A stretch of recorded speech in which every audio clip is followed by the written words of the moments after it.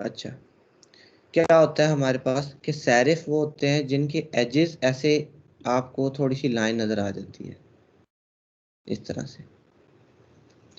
अब देखा जाए तो सैरिफ का मतलब ही ये होता है कि एज के ऊपर लाइन होना। ये जो सैन सैरिफ है ना, ये बेसिकली जो वर्ड्स है ना, ये लैटिन जुबान के हैं। लैटिन के अंदर सैंस का मतलब होता है विदाउट, मतलब कि सैन सैरिफ से मुराद हुआ विदाउट सैरिफ, मतलब कि ऐसे फ़ॉन्ट जिनके एजेस के ऊपर कोई भी ऐसे लाइन जो है वो नहीं होती। ये बात, या आप कोई भी ले लो, ए ले लो, तो ए ऐसे सिंपल है, जबकि यहाँ पे जो ए होगा वो किस तरह से होगा,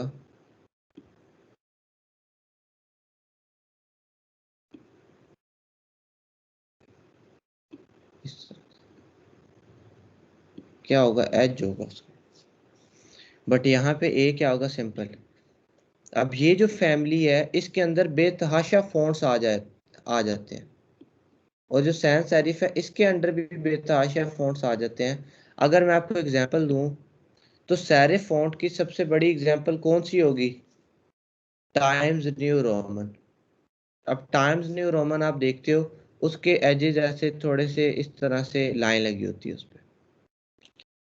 और सैन सेरिफ में सबसे बड़ी एग्जांपल कौन सी है, हमारे पास एरियल, जिस पे क्या होता है, इस तरह का कुछ भी नहीं होता। अब मैं यहाँ पे लिख लेता हूँ सेरिफ फ़ॉन्ट।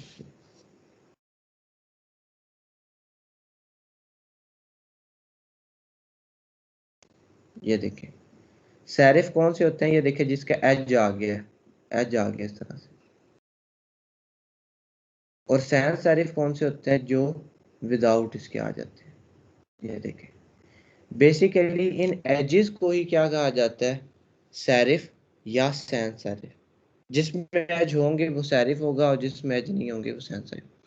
अब हमें आखिर ये पता क्यों करना है कि सेरिफ और सैन सेरिफ क्या होता है, क्यों, क्योंकि हमारे पास एक मॉडल होता है कि फ़ॉन्ट्स को जब भी यूज़ किया जाता है कंट्रास्ट में यूज़ किया जाता है। कैसे कंट्रास्ट में, कि अगर हेडिंग सेरिफ फ़ॉन्ट्स की दी गई है तो जो बॉडी में लिखना है, जो यानी कि टेक्स्ट लिखना है, वो सैन सेरिफ होगा। और अगर एक चीज़ सैन सेरिफ में दी हुई है तो दूसरी चीज़ जो है वो फिर सेरिफ में दी जाएगी। ये क्या होता है, ये होता है रूल।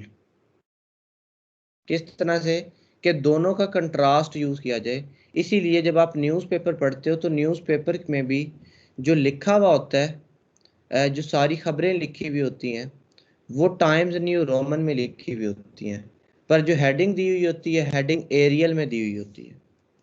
अब एरियल और टाइम्स न्यू रोमन क्या है, दोनों अलग फैमिली से बिलोंग करते हैं।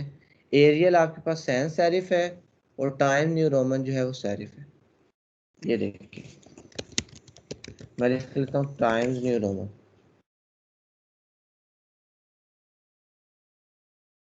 ये देखें, इसके एजेस मुड़े हुए हैं कि नहीं, ये देखें, टी का, टी मुड़ा हुआ है, एन को देखें, आर को देखें। Yes sir. तो ये कौन सा फॉन्ट कहलाएगा, टाइम्स न्यू रोमन, सेरिफ कहलाएगा या सैंस सेरिफ कहलाएगा, serif serif. On the other hand अगर मैं लिखता हूँ ना एरियल, ये देखें, क्या एरियल के भी एजेस मुड़े हुए हैं, नहीं, नो सर। इसके नहीं मुड़े होते। तो ये कौन सी फैमिली से बिलोंग करता है, ये देख लें, ये बिलोंग करेगा सैंस सेरिफ फैमिली से। तो हमारे पास इन दोनों फॉन्ट्स का जो कॉम्बिनेशन है ना, वो ग्लोबली फेमस है। कि हेडिंग अगर उससे दी जाए तो फिर टेक्स्ट में आपने दूसरा लिखना है, अगर टेक्स्ट में एक लिख लिया तो हेडिंग फिर किसी दूसरे से दी जाए। तो ये हमारे पास रूल होता है कि सेरिफ और सैन सेरिफ का क्या यूज़ किया जाए, कंट्रास्ट यूज़ किया जाए। तो हमने भी क्या करना है, इन दोनों का कंट्रास्ट यूज़ करना है।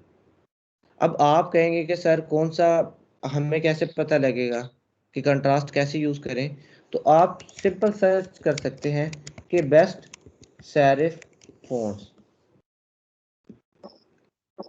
यहाँ पे आपको मिल जाएंगे।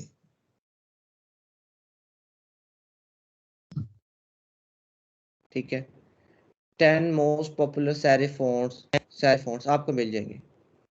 अगर आप कहते हैं कि आपको सेरिफ फ़ॉन्ट्स की कोई एग्जांपल पता है, जैसे कि मॉन्टेसराट फ़ॉन्ट,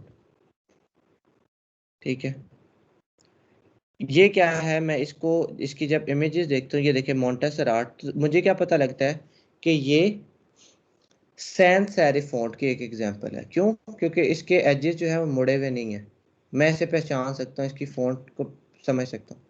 अब अगर आपको एक फ़ॉन्ट पसंद है तो आप क्या कर सकते हो, गूगल पे जाओ, लिखो, ऐसे मैं लिख देता हूँ, विच फ़ॉन्ट गोज वेल विद, देखें, कैलिबरी। अब कैलिबरी एक फ़ॉन्ट है, मैं लिख देता हूँ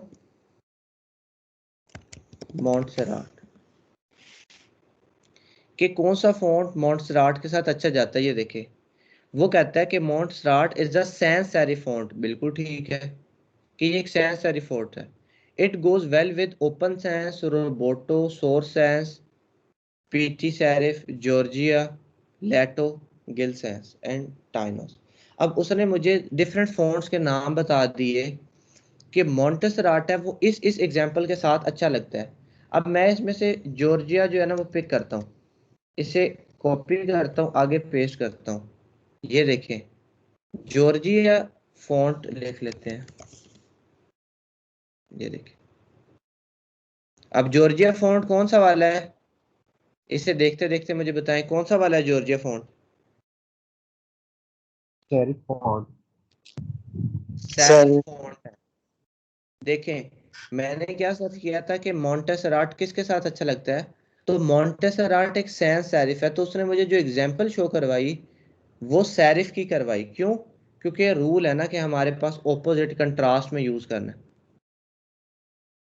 अगर मैं हेडिंग मॉन्टेसराट से दे देता हूं तो फिर मुझे बॉडी के अंदर ये वाला फॉन्ट यूज करना चाहिए।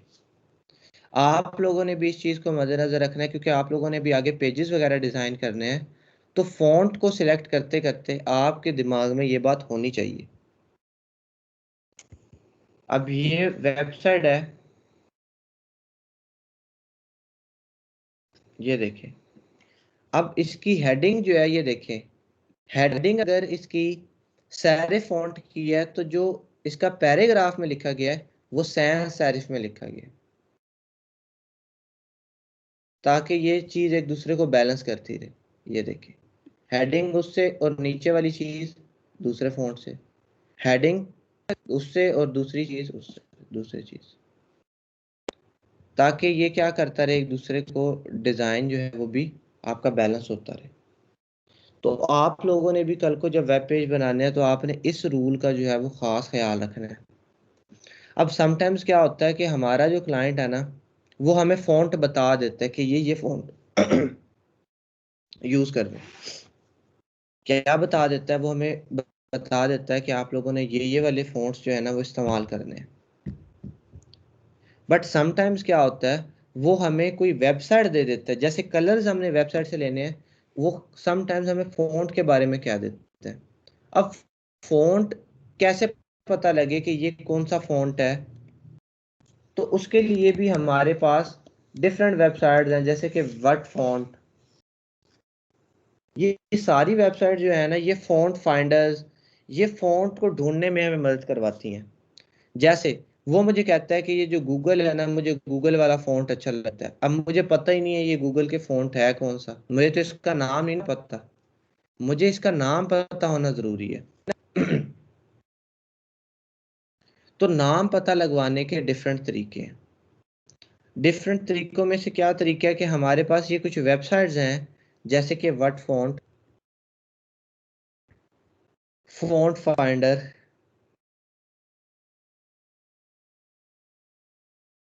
वट फॉन्ट है, ये क्या करती हैं, हमें फॉन्ट ढूंढने में मदद करती हैं। अब ऑब्वियस ही बात है कि ये वेबसाइट्स एक्यूरेट रिजल्ट नहीं देती समटाइम्स। क्यों? क्योंकि बेसिकली ये जो चीज़ डिपेंड कर रही है वो आर्टिफिशियल इंटेलिजेंस है ना, कि हमने इसे तस्वीर देनी है और इसने तस्वीर को देखते देखते जज करना है कि ये कौन सा फॉन्ट होगा। ठीक है, मोस्ट केसेस में ये आंसर ठीक भी दे देती है, बट अगर गलत भी दे दे तो हम इसका कुछ नहीं कह सकते।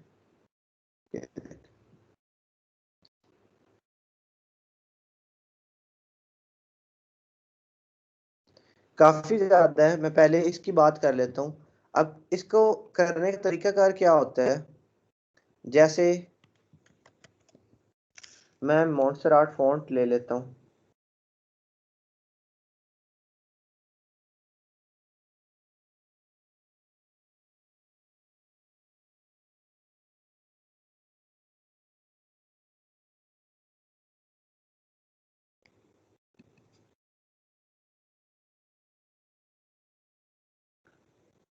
सेव कर लेता हूँ इस इमेज को।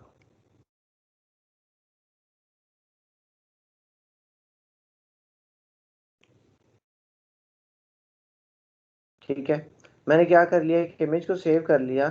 इसी तरह आपने क्या करना, जब भी आपको किसी फॉन्ट देखने की जरूरत है, जैसे एग्जांपल ले लेता हूँ, वो आपको एक वेबसाइट दे देता है, जैसे कि मैं ये वेबसाइट ओपन कर लेता हूँ। वो कहता है इसका मुझे ये फॉन्ट चाहिए, ये वाला जो फॉन्ट है ना, ये जज कर, ये वाला अपनी वेबसाइट में यूज करना है। अब ये इस फॉन्ट का नाम पता लगेगा तभी तो मैं यूज कर सकता हूँ। आप लोगों ने क्या कर लेना है, स्क्रीनशॉट ले लेना है। ठीक है, क्या कर लेना है जी, मैं इसका स्क्रीनशॉट ले लेता हूँ।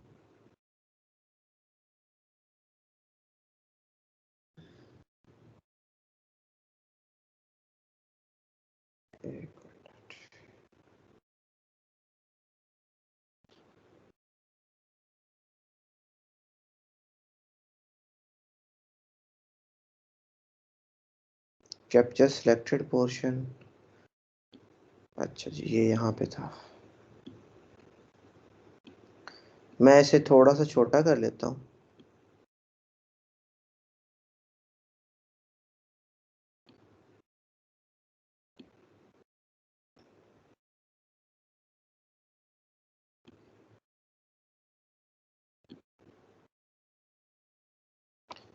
इसे मैं क्या कह देता हूँ, कैप्चर। इसे सेव कर लें, मैं कह देता हूँ फॉन्ट सिलेक्ट। इसे भी मैं डेस्कटॉप के ऊपर सपोज सेव कर लेता हूँ, फॉन्ट सिलेक्ट। अब क्या करना है, बेसिकली यहाँ पे आके वो वाली इमेज अपलोड करनी है। जैसे मैं अपलोड करता हूँ डेस्कटॉप के अंदर, ये फॉन्ट सिलेक्ट, इसे क्लिक करें, ओपन करें, ये देखिए वो कहता है कि ये फॉन्ट इतना, मैं कह देता हूँ हाँ इस एरिया को आइडेंटिफाई करो, click here to identify the selected font.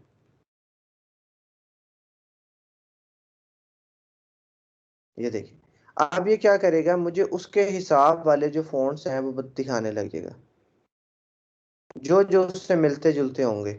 ये देखें, ये क्या बताने लग गया, मुझे एक लिस्ट बताने लग गया कि ये देखो ये फॉन्ट उससे मिलते जुलते हैं।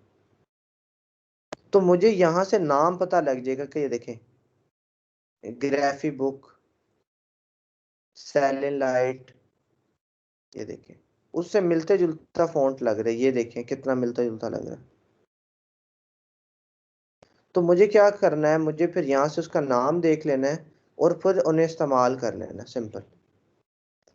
तो क्या हो रहा है कि मैं अगर किसी वेबसाइट से अगर फॉन्ट देखना है तो मैं क्या करूँगा, उस वेबसाइट पे जाके टेक्स्ट का स्क्रीनशॉट लूंगा छोटा सा, वो इस वेबसाइट पे डाल दूंगा, और ये वेबसाइट जैसे कि whatfonts.com, myfonts.com, ये मुझे क्या करेगा, बता देगा, जैसे कि इसने नाम बता दी। तो मैं ज़रा देख लूंगा कि जो मुझे ज़रा ज़्यादा मिलता जुलता नज़र आएगा, मैं करूँगा क्या, उसे चूज़ कर लूँगा। इसने मुझे उससे मिलते जुलते फॉन्ट्स दिखा दिए कि ये उससे मिलते जुलते हैं। ठीक है, तो ये तरीका होता है। एक तो तरीका ये है कि आप ऐसे कर लो, दूसरा तरीका क्या है, एक क्रोम की एक्सटेंशन होती है वर्ड फॉन्ट।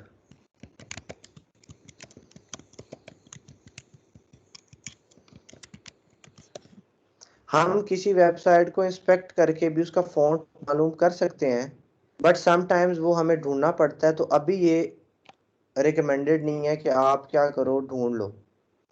अगर आपको कोडिंग की समझ आ जाती है तो हम क्या कर सकते हैं, ढूंढ सकते हैं। बट अभी हम उन सॉल्यूशंस की बात कर रहे हैं कि जो किसी के लिए भी करना ज़्यादा आसान है। क्या है हमारे पास, वर्ड फॉन्ट। ये एक्सटेंशन है वर्ड फॉन्ट, ये गूगल क्रोम पे आप लोगों ने कर लेनी है। मेरे पास ऑलरेडी इंस्टॉल्ड है, ये देखें। आपने लिखना है वर्ड फॉन्ट क्रोम एक्सटेंशन, आपके पास ये एक्सटेंशन आ जानी है, आपने इसे ऐड कर लेना है। इससे क्या होता है, किसी भी वेबसाइट के ऊपर इसे जाके हम ओपन करते हैं, ये देखें, मुझे वो बता रहा है कि ये वाला जो फॉन्ट है वो मॉन्टसेराट फॉन्ट है। और ये बिल्कुल ठीक बता रहा है, मुझे पता है कि ये मॉन्टसेराट फॉन्ट ही है जो कि लगा हुआ है।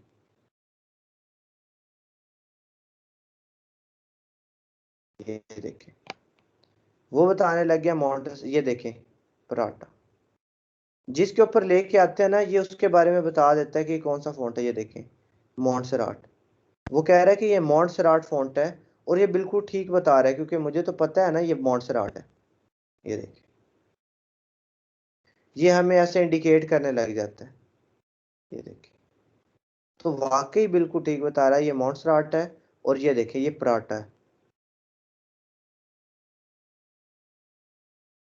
तो क्या है, ये वर्ड फॉन्ट एक एक्सटेंशन है, ये भी हमें अच्छे रिजल्ट देता है, बट ज़रूरी नहीं है कि हर दफ़ा ये ठीक दे।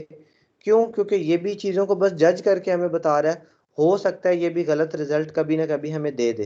तो हमने क्या करना है, दोनों तरीकों से चेक कर लेना है, यहाँ से भी, प्लस उसको उसकी पिक्चर लेके वर्ड फॉन्ट पे डाल दें, वहाँ से भी हमें फॉन्ट का पता लग जाएगा, उसका नाम नाम ही पता लगाना होता है। नाम पता लग जाए तो आगे का काम हम कर लेते होते हैं। यहाँ तक बात समझ आ गई है कि खुद फॉन्ट पिक करना है तो कैसे करना है, एक सैरिफ और एक सैन सैरिफ।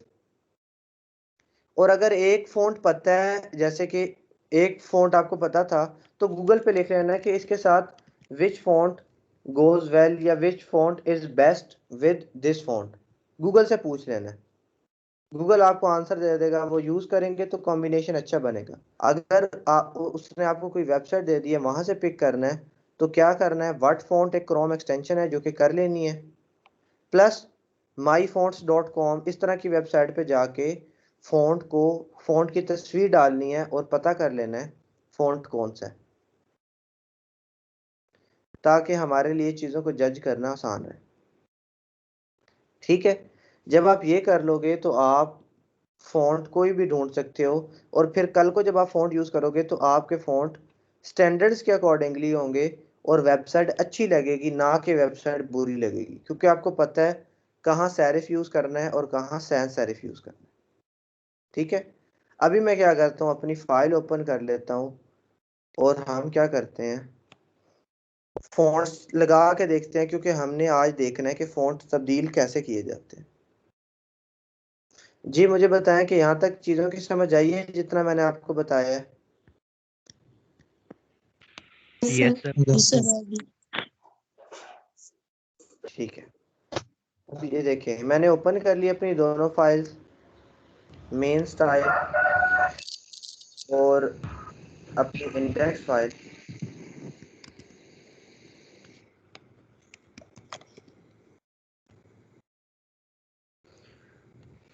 मैं अपना जो जैम्प है उसे स्टार्ट कर लेता हूँ।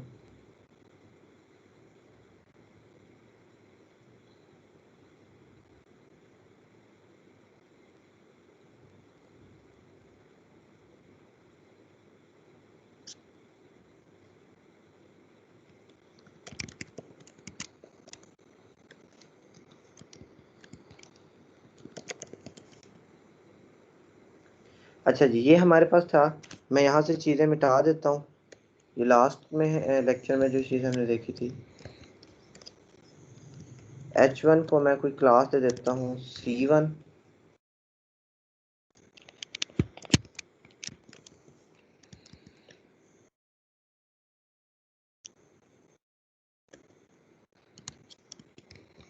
देखते हैं जी हमारे पास।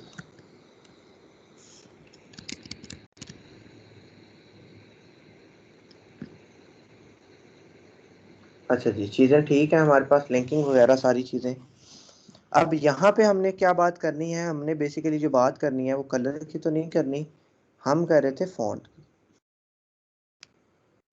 ठीक है, फॉन्ट आप हेडिंग का इकट्ठा भी सिलेक्ट कर सकते हो कि जो H1 है उसका फॉन्ट ये हो जाए, ये जो भी सिलेक्टर है, सिलेक्टर कुछ भी हो सकता है। यहाँ पे लिखने का तरीका क्या है, हमने फॉन्ट फैमिली चूज कर लेनी है। आज हम फॉन्ट्स की प्रॉपर्टीज देख रहे होंगे कि फॉन्ट्स की क्या क्या प्रॉपर्टीज है, फॉन्ट की भी देखेंगे, बॉर्डर्स वगैरह की भी देखेंगे, और जो भी इंपॉर्टेंट चीज़ें हैं थोड़ी सी कवर अप करेंगे। हो सकता है कि लेक्चर हमारा थोड़ा सा लेंथी चला जाए। अच्छा, अब क्या है हमारे पास है फॉन्ट फैमिली। फॉन्ट फैमिली के अंदर हम फैमिली को सिलेक्ट कर सकते हैं। ये देखें, ये हमारे पास आ गया times new Roman. By default जो हमारे वेब पेज पे शो होता है वो टाइम न्यू रोमन ही शो हो रहा होता है। आप यहाँ से कोई डिफरेंट चूज कर सकते हो, इम्पैक्ट, वर्दा, कर्सिव वगैरह वगैरह। मैं क्या कर लेता हूँ, ये कोरियर न्यू वाला कर लेता हूँ, बल्कि ये नहीं चूज करते, कोई और करते हैं।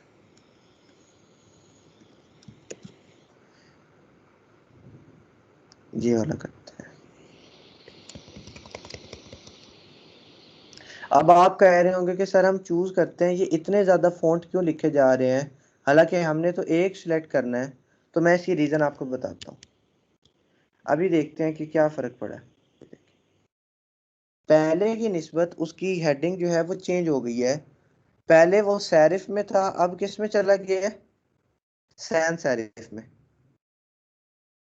ठीक है, अब कोई भी फॉन्ट देने का तरीका क्या है, आप फॉन्ट फैमिली लिखो और ये चूज कर लो। अब आपका अभी ये वाला फॉन्ट अप्लाइड है, बाकी फॉन्ट क्यों आ रहे हैं ये देखें।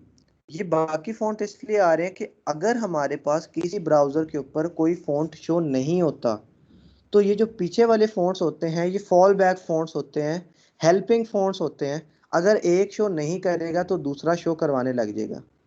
इसी तरह से जैसे हमारे पास इमेजेस फॉर्मेट्स होते हैं ना, कि अगर एक इमेज शो नहीं हो रही तो उसका दूसरा फॉर्मेट लग जाए।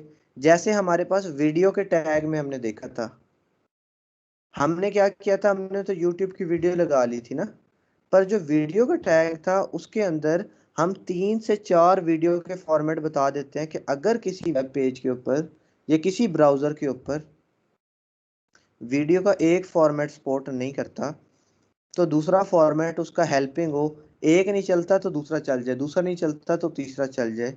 इसी तरह से ये फॉन्ट ज़्यादा है कि अगर एक फॉन्ट सपोर्ट नहीं करता तो दूसरा फॉन्ट चला जाए, अगर दूसरा नहीं करता तो तीसरा चल जाए, और अगर कोई भी नहीं मिलता तो कोई भी सैंस सेरिफ फॉन्ट जो है वो इसकी जगह पे लग जाए। बात समझ आ रही है? इसीलिए हमारे पास ये ज्यादा फॉन्ट जो है वो होते हैं। क्या होते हैं, इसीलिए हमारे पास ये फॉन्ट्स होते हैं।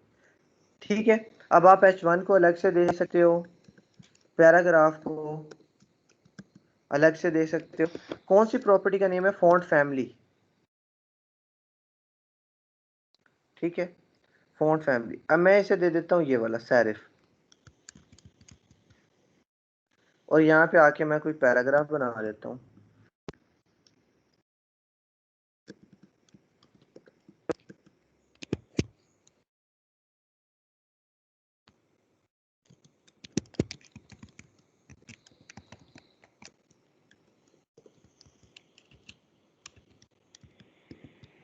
ये देखें, ये पहले की निस्बत डिफरेंट शो करवा रहा है, पहले इस तरह का शो नहीं करवाता होता।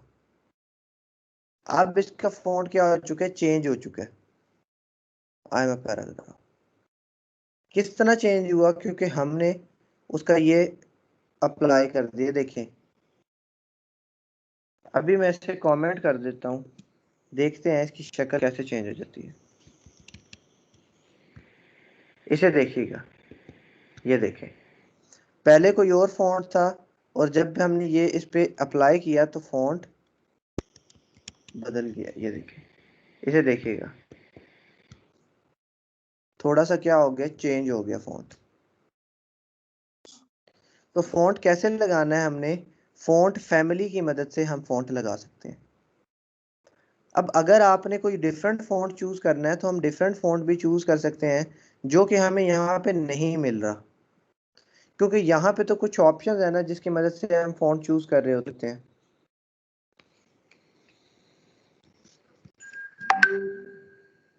कुछ ऑप्शंस हैं जिसमें से मैं चूज़ कर लेता हूँ, ठीक है। अब अगर मुझे कुछ डिफरेंट फ़ॉन्ट चूज़ करना है तो मैं गूगल फ़ॉन्ट्स से फ़ॉन्ट लगा सकता हूँ। कैसे लगाऊंगा मैं आपको दिखाता हूँ। अगर इनके अलावा कोई फ़ॉन्ट लगाना है तो गूगल फ़ॉन्ट से लगा सकते हैं। जैसे मैं लिख लेता हूँ गूगल फ़ॉन्ट, कोई भी, ये देखिए गूगल फ़ॉन्ट्स आ जाते हैं। गूगल फ़ॉन्ट्स पे चले जाएं। अब सपोज मुझे लगाना है ये एंटोनियो। एंटोनियो मुझे वहां पे नहीं मिल रहा था, यहां से लगाना है मैंने। इस पे क्लिक करें एंटोनियो पे। अब एंटोनियो की भी काफ़ी फैमिलीज होंगी, बोल्ड वाला, नॉर्मल वाला, डिफरेंट डिफरेंट होंगे, ठीक है। मैं कहता हूँ कि मुझे ये थिन वाला लगाना है, मैं इसे सिलेक्ट दिस स्टाइल करूंगा, ये देखें, सिलेक्ट दिस स्टाइल करूंगा, ये देखिए मेरे पास एक लिंक आ जाएगा। ये लिंक उसी तरह से है जैसे आपने क्या किया था, ये CSS की फाइल लिंक की थी। आप क्या करो, इस पूरे लिंक को कॉपी करो,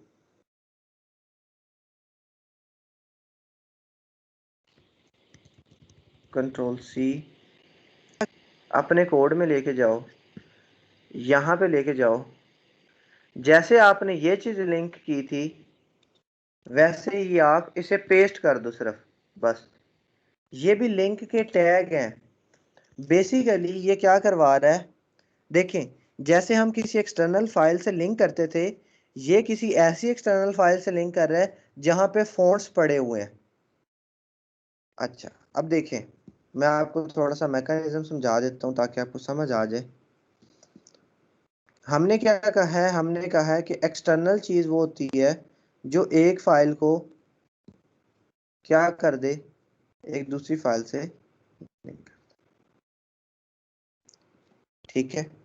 अब हमने क्या कहना है कि ये हमारी HTML की फाइल है और ये हमारी एक्सटर्नल फाइल है जिसे हमने लिंक किया हुआ है। तो ज़रूरी तो नहीं है कि ये CSS की फाइल हो, ये कोई और रिसोर्स भी तो हो सकता है जिसे हम अपने वेब पेज में इंक्लूड करवाना चाहते हो, और हम ऐसे ज़्यादा से चीज़ों को भी तो अपने पेज पे इंक्लूड करवा सकते हैं, चाहे वो लोकल हो चाहे वो ग्लोबल हो, दोनों तरह की चीज़ें इंक्लूड हो सकती हैं, ठीक है। अगर मैं अपनी CSS की फाइल ये वाली, अभी तो क्या है, अभी तो ये पड़ी हुई है ना, यहाँ पे क्या कहते हैं उसे, मेरे कंप्यूटर के अंदर।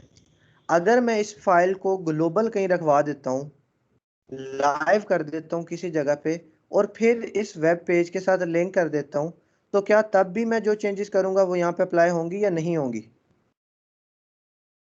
जी,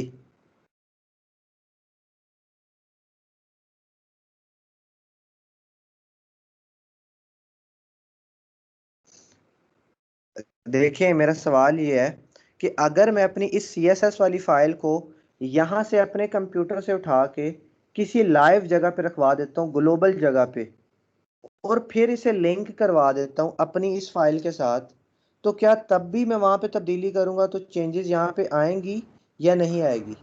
जी आएंगी सर। रहेगी सर, सर लिंक लिंक होगा बिल्कुल इसलिए आएगी, क्योंकि जो चीज मैटर करती है वो है लिंकिंग, क्या लिंकिंग की हुई है कि नहीं।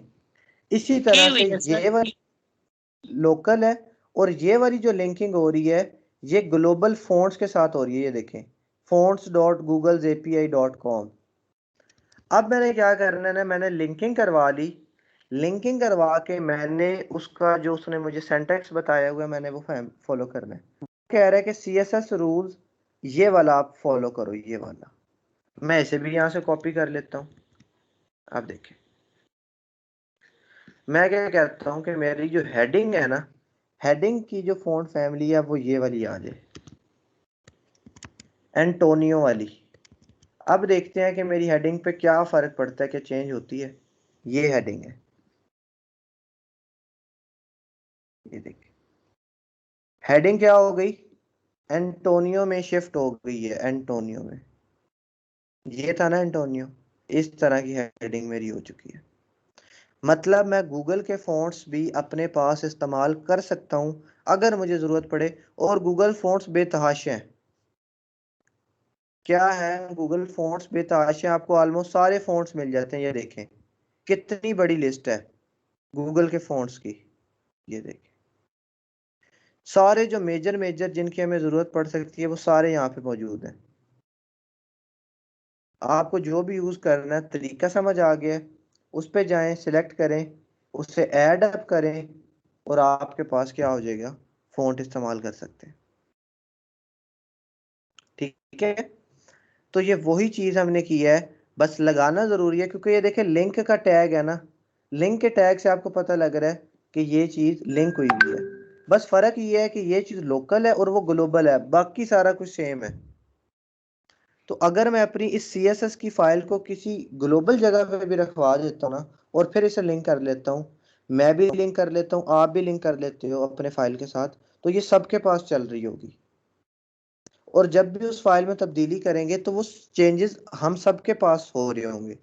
क्यों? क्योंकि ये ग्लोबल हो गई है, सबके लिए एक्सेसिबल है। बट फिलहाल ये लोकल है और जो मैं चेंजेस करूंगा वही मुझे ही नजर आ रहे हैं सिर्फ। ठीक है, तो ग्लोबल फाइल को भी एक्सेस किया जा सकता है और लोकल को भी एक्सेस किया जा सकता है। सिर्फ जो चीज़ मैटर करती है वो क्या मैटर करती है कि आपने उस चीज़ को लिंक करवाया हुआ कि नहीं। और ये कॉन्सेप्ट आपने याद रखना है कि लोकल चीज़ भी हो जाती है और ग्लोबल भी हो जाती है, क्योंकि हमने आगे जाके भी चीज़ें ऐसे लिंक करनी पड़ जाएंगी। आइकन की ज़रूरत पड़ेगी तो कहाँ से लाएंगे, आइकन के लिए भी ऐसे एक लाइब्रेरी को लिंक करना पड़ेगा। ठीक है, आगे जाके जब बूटस्ट्रैप सीखेंगे तो बूटस्ट्रैप में भी यही सिनेरियो है। तो हमें ये चीज़ याद रखनी है कि हम ग्लोबल चीज़ को भी अपनी फाइल के साथ लिंक जो है वो करवा सकते हैं। ठीक है जी नजमा रईस। तो सर हमने यहाँ पे जब फ़ॉन्ट को लिंक किया है तो क्या हमने जो लिंकिंग के लिए पहले टैग लगाया था वो हम दोबारा से यूज़ करेंगे या नहीं? क्या मतलब लिंकिंग के लिए जो पहले टैग लगाया था? सर हमने लगाया था ना कि हमने लिखा था लिंक, और जहाँ पे हमारी HTML फाइल थी वहाँ पे हमने एक टैग लगाया था कि हेडिंग में जाके लिंक के साथ उसके साथ हमने HF के साथ अपना जो है वो लिंकिंग का प्रोसेस किया था। तो क्या इधर भी करेंगे? तो बिल्कुल हमने किया है ना, ये देखें वो वाला कॉपी किया है, हेड में ला के मैंने पेस्ट कर दिया, कॉपी पेस्ट। ये देखें लिंकिंग तो हुई है ना। ये देखें, ये यहाँ पे मैं आपको दिखाता हूँ कि ये है मेरी कस्टम CSS फाइल, माई CSS फाइल बिलो। और ये वाले क्या हैं, ये गूगल के किए हुए हैं ना हमने, गूगल फॉन्ट्स लिंकिंग। ये देखें ये गूगल के लिंक किए हुए हैं और ये क्या है, ये मेरी कस्टम फाइल है। इसी तरह बेशक आप हज़ारों रिसोर्स लिंक करती रहे, होते जाएंगे। ठीक है, ये देखें जी नजमा, यही क्वेश्चन था आपका? सर वो मेरा क्वेश्चन ये था कि हमने अलहदा से उसके अंदर लिंक का टैग डालना है जैसा हम लोगों ने, लेकिन अब मुझे वो क्लियर हो गया कि वो हमने पहले अपनी स्टाइल शीट को लिंक कर दिया, हम सिर्फ वो वाला लिंक यूज़ करेंगे जो हम लोग फॉन्ट को कॉपी कर रहे हैं, हमें दोबारा से वो लिंक का रेफरेंस देने की ज़रूरत नहीं है। बिल्कुल ऐसे ही है। लिंक का रेफरेंस हमें ये करना पड़ेगा कि जब जब जितनी चीज़ें बढ़ती जाएंगी, जैसे मैं मिसाल देता हूँ कि अब मुझे आइकन की भी ज़रूरत पड़ गई, तो आइकन के लिए मुझे एक नई लाइब्रेरी को इंक्लूड करवाना पड़ेगा। ठीक है, बेसिकली ये क्या चीज़ें हैं, ये एक्सटर्नल लाइब्रेरीज हैं। आप जितनी लाइब्रेरीज को इंक्लूड करवाती जाएंगी उस चीज़ से फ़ायदा उठाती जाएंगी।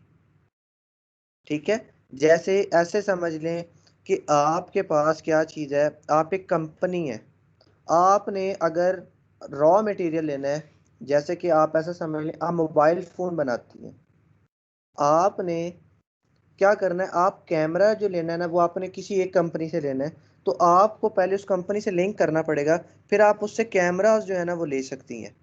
अब बात आ जाती है उसकी चिप की। चिप के लिए आपको किसी नई कंपनी से लिंक करना पड़ेगा, जहाँ से आप क्या ले लेंगी, चिप्स ले लेंगी।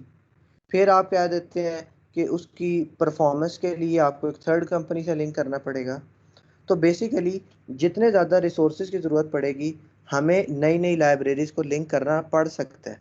जैसे कि आइकन, अब आइकन इंक्लूड करवाने हैं तो उसे लिंक करना पड़ेगा, फिर हम आइकन यहाँ पे यूज़ कर सकेंगे। ठीक है, तो पहले मुझे गूगल के फ़ॉन्ट के साथ कनेक्शन बनाना पड़ेगा, उसके बाद मैं गूगल का फ़ॉन्ट यूज़ कर सकता हूँ, अदरवाइज मैं यूज़ नहीं कर सकूँगा। सिंपल चीज़ है ये। ठीक है, अच्छा, अब हमारे पास क्या चीज़ होती है, अब हमने थोड़ी सी और फ़ॉन्ट की प्रॉपर्टीज़ की बात कर लेते हैं। ये हमारे पास आ गया, हमें पता लग गया गूगल फ़ॉन्ट होता है। अगर आप ये तरीका नहीं चाहते, आप फ़ॉन्ट को डाउनलोड करके भी यूज़ कर सकते हो। ठीक है, ये मुझे आपने बताना है कि चले गूगल फ़ॉन्ट तो हमने लगा लिया, अगर हम अब गूगल फ़ॉन्ट तो हमने डाउनलोड तो नहीं ना करना पड़ा, हमें क्या करना पड़ा, हमने ग्लोबली लिंक कर लिया। ठीक है, काम चल गया। अगर आप डाउनलोड करना चाहो तो एक तरीका ये भी है कि आप डाउनलोड करके लिंक करवा सकते हो। ये मुझे आपने बताना है कि सर डाउनलोड करके लिंक ऐसे करवाते हैं किसी भी फ़ॉन्ट को। ठीक है, दो तरीके हमने देख लिए, एक तरीका गूगल फ़ॉन्ट्स वाला, दूसरा तरीका कि जो उसके प्री डिफाइंड है, जो पहले से मौजूद है यहाँ पे, फ़ॉन्ट फैमिली, ये वाले दो तरीके देख लिए। तीसरा तरीका क्या है कि आप फ़ॉन्ट फेस बना लो, ये वाला फ़ॉन्ट फेस। अब ये तरीका आपने मुझे समझाना है कि सर इस तरीके की मदद से कैसे हम कोई फ़ॉन्ट जो है ना डाउनलोड करके भी यूज़ कर सकते हैं। ठीक है, ये आपके ज़िम्मे प्रैक्टिस है। ठीक, अच्छा, उसके बाद मैं क्या देता हूँ कि H1 है, इसके साथ साथ मैं क्या यूज़ कर सकता हूँ, इसके साथ साथ मैं और कुछ चीज़ें यूज़ कर सकता हूँ, जैसे कि font size, font style. Font style की बात कर लेते हैं, तो फ़ॉन्ट स्टाइल में क्या आ जाता है, इटैलिक, नॉर्मल वगैरह वगैरह। क्या हो जाएगा, इटैलिक से आपको पता है कि चीज़ें थोड़ी सी तिरछी हो जाती हैं, टिल्ट हो जाती हैं। ये क्या है, हमारे पास फ़ॉन्ट स्टाइल है। इससे क्या है कि आप किसी को इटैलिक कर सकते हो। जैसे हमारे पास क्या होता था, एक टैग होता था किसके अंदर, HTML के अंदर। ठीक है, इसी तरह से हमारे पास क्या हो जाता है, फ़ॉन्ट साइज है, लार्ज, इसे आप लार्ज भी लिख सकते हो, इसे आप पिक्सेल्स में भी लिख सकते हो।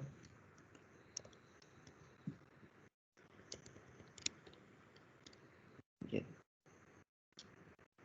थोड़ी सी बड़ा हो गया, ये देखें 56 पिक्सल तो और बड़ा हो गया फ़ोन। तो जिस तरह से साइज़ आप बढ़ाते जाओगे, आप यहाँ से ऐसे भी दे सकते हो, और यहाँ पे इसका यूनिट ये भी होता है कि आप large, larger, medium, small, smaller, इस तरह भी दे सकते हो। प्लस अगर आप कहते हो कि मुझे ये वाला नहीं साइज चाहिए, अपना कोई देना है कस्टम, तो आप उसे पिक्सेल्स में वैल्यू बढ़ाते जाएंगे। उससे क्या होगा, वो आपके फ़ॉन्ट का जो साइज़ है ना वो बढ़ता जाएगा। ठीक है, तो फ़ॉन्ट साइज किस लिए यूज़ करते हैं हम, फ़ॉन्ट बढ़ाने के लिए। इसे आप ऐसे भी यूज़ कर सकते हो, फॉर EM,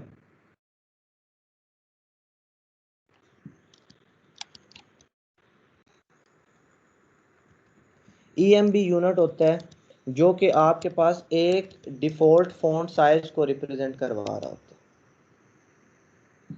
ठीक है, याद रहे कि यूनिट का ख्याल रखना है। अगर आप पिक्सल में ले रहे हो तो जो डिफ़ॉल्ट साइज होता है ना एक फ़ॉन्ट का, एक पैराग्राफ वाले फ़ॉन्ट का, हेडिंग की बात नहीं हो रही, पैराग्राफ की बात हो रही है। पैराग्राफ का जो डिफ़ॉल्ट साइज होता है ना वो 16 पिक्सल होता है। आप इसे बढ़ा या कम भी कर सकते हो। ठीक है, अपनी मर्जी से आप इसके अंदर चेंजेस वगैरह अप्लाई कर सकते हो। अगर आपको हेडिंग वगैरह, जैसे आपका सवाल था पहले कि सर अगर हमें हेडिंग थोड़ी सी और बड़ी चाहिए या अपनी मर्जी की चाहिए तो कैसे करेंगे? तो आज आपको उसका आंसर मिल गया कि उसका फ़ॉन्ट साइज सेट कर सकते हैं। ठीक है, फ़ॉन्ट साइज सेट करने से क्या होगा, उसका साइज आपकी मर्जी से हो जाएगा। जैसे कि मैंने इसका 56 पिक्सल कर दिया तो ये देखें मेरे पास हेडिंग इतनी बड़ी हो गई। ठीक है, इसी तरह हमारे पास फ़ॉन्ट साइज और इसके साथ होता है फ़ॉन्ट वेट। याद रहे कि फ़ॉन्ट वेट और फ़ॉन्ट साइज के अंदर फ़र्क है। अब ये हमने गूगल वाला फ़ॉन्ट यूज़ किया है, मैं इसको समझाने के लिए गूगल वाला फ़ॉन्ट जो है वो यूज़ नहीं करता। मैं एक मिनट मिटा देता हूँ। मैं कोई भी सिंपल फ़ॉन्ट जो है ना, एक पैराग्राफ ले लेते हैं, फ़ॉन्ट फैमिली,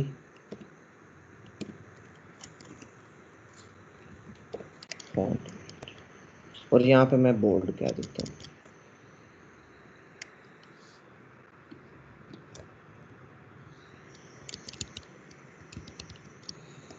ये देखें, अब देखें पैराग्राफ जो था वो थोड़ा सा बोल्ड हो गया। देखें बेसिकली हम समटाइम्स कंफ्यूज हो जाते हैं कि फ़ॉन्ट वेट क्या है और फ़ॉन्ट साइज क्या है। फ़ॉन्ट वेट एक अलग टर्म है और फ़ॉन्ट साइज एक अलग है। फ़ॉन्ट वेट जो होता है वो उसकी थिकनेस को बताता है और फ़ॉन्ट साइज जो होता है ना वो उसके साइज को बताता है कि इसने कितना बड़ा होना। जबकि फ़ॉन्ट वेट क्या कहता है, उसकी थिकनेस को बताता है कि इसने कितना बोल्ड होना है, कितना थिक शो करना है। ये किस पे डिपेंड करेगा? फ़ॉन्ट वेट के ऊपर। और फ़ॉन्ट साइज क्या करेगा? उसका साइज बताएगा। ये देखिए फ़ॉन्ट वेट में ये इंफॉर्मेशन है और फ़ॉन्ट साइज जैसे कि मैं कह देता हूँ 32 पिक्सल। ये देखिए इसका साइज क्या हो गया, पहले से थोड़ा सा बड़ा हो गया। ठीक है, तो ये मुझे क्या पता लगा कि फ़ॉन्ट वेट क्या है और फ़ॉन्ट साइज क्या है। ठीक है, ये हमारे पास क्या चीज़ आ जाती है, ये इन दोनों में थोड़ी सी कन्फ्यूजन होती है स्टूडेंट्स को कि सर वेट क्या है और साइज क्या है। वेट उसकी थिकनेस है और साइज उसका साइज है, सिंपल। ठीक है, अच्छा उसके बाद एक और चीज़ आ जाती है इसके साथ, फ़ॉन्ट वेरिएंट। फ़ॉन्ट वेरिएंट में क्या होता है कि आप नॉर्मल कर सकते हो और इसे स्मॉल कैप्स कर सकते हो। स्मॉल कैप्स करके देखते हैं, आपको देखने से समझ आ जाएगी। ये देखिए कि हमारे पास वो चीज़ स्मॉलर में कैप्स के अंदर शिफ्ट हो जाती है। एक चीज़ बड़ी और आगे फिर स्मॉल कैप्स रहती है, फिर ज़रा साइज ज़रा छोटा सा हो जाता है। तो ये भी अगर किसी सिनेरियो के अंदर यूज़ करने की ज़रूरत पड़ जाए तो हम कर सकते हैं, अदरवाइज नहीं तो फिर खैर है। तो ये हमारे पास फ़ॉन्ट की यही प्रॉपर्टीज़ हमें ज़रूरी होती हैं। क्या करना, या तो उसका जो सबसे ज़्यादा ज़रूरी होती है वो होता है फ़ॉन्ट फैमिली। ठीक है, कि आप फ़ॉन्ट फैमिली यूज़ कर लो और इसके साथ टेक्स्ट वाली हम मिला के यूज़ कर सकते हैं। कैसे? जैसे कि line height, word spacing, letter spacing, वो सारी चीज़ें इसके साथ मिल के यूज़ हो जाती हैं, पर वो टेक्स्ट की चली जाती है ना। तो ये भी टेक्स्ट ही है बेसिकली, तो आप इसे अपनी मर्ज़ी से इकट्ठा करके यूज़ कर सकते हो। यानी कि अगर आपको किसी चीज़ को ज़रा अच्छे से शो करवाना है तो आप उसे लेटर स्पेसिंग दे दो 5 पिक्सल। आपकी मर्ज़ी है, इसे सेंटर में लेके आना है तो इसे सेंटर में भी ला सकते हो।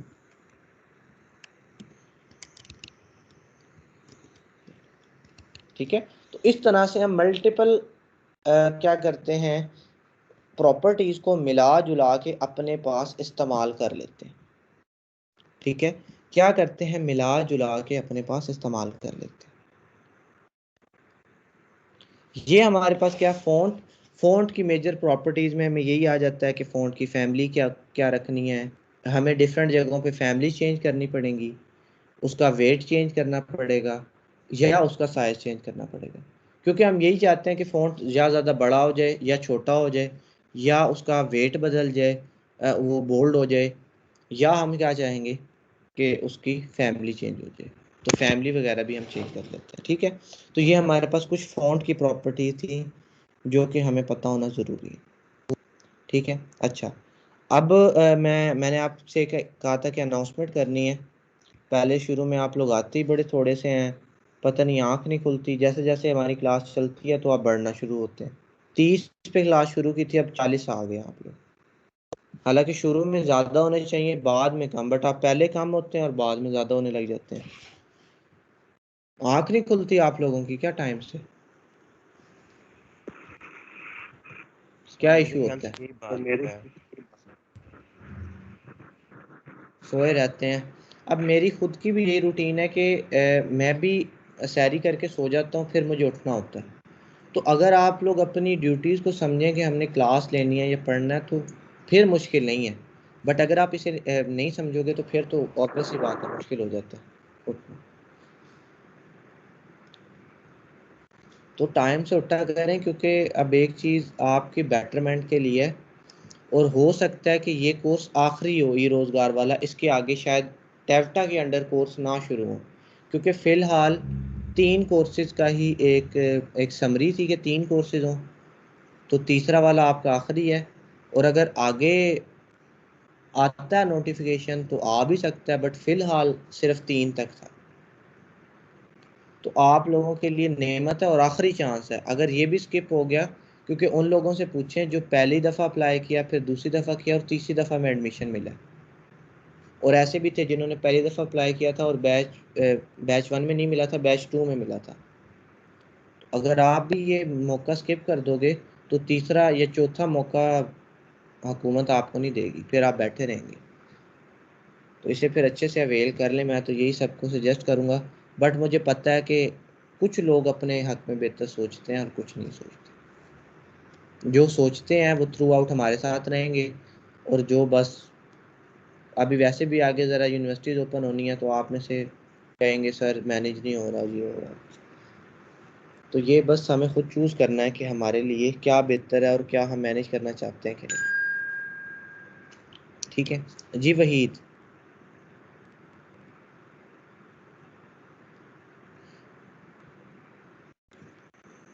अच्छा, अनाउंसमेंट मैंने ये करनी थी, मैं अनाउंसमेंट पे आता हूँ कि जी वहीद आप बोलो। सर कर ले, जी सर जी कर ले बोलो। अनाउंसमेंट, कोई बात।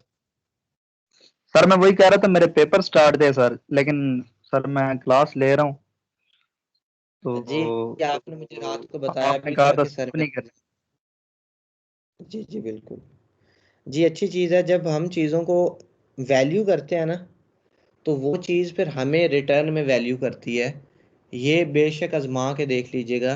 अगर आप अपनी कोई नौकरी कर रहे हैं, कोई काम कर रहे हैं, कुछ भी कर रहे हैं, अगर आप उसे इज्जत और वैल्यू देते हो ना, वो चीज़ रिटर्न में आपको इज्जत और वैल्यू लाजमी देती है, चाहे आप आजमा के देख लें। बिल्कुल ही सर। अगर आप ये जो भी है उसे वैल्यू नहीं करोगे ना, वो चीज़ रिटर्न में आपको कभी भी वैल्यू। ये पढ़ा अच्छा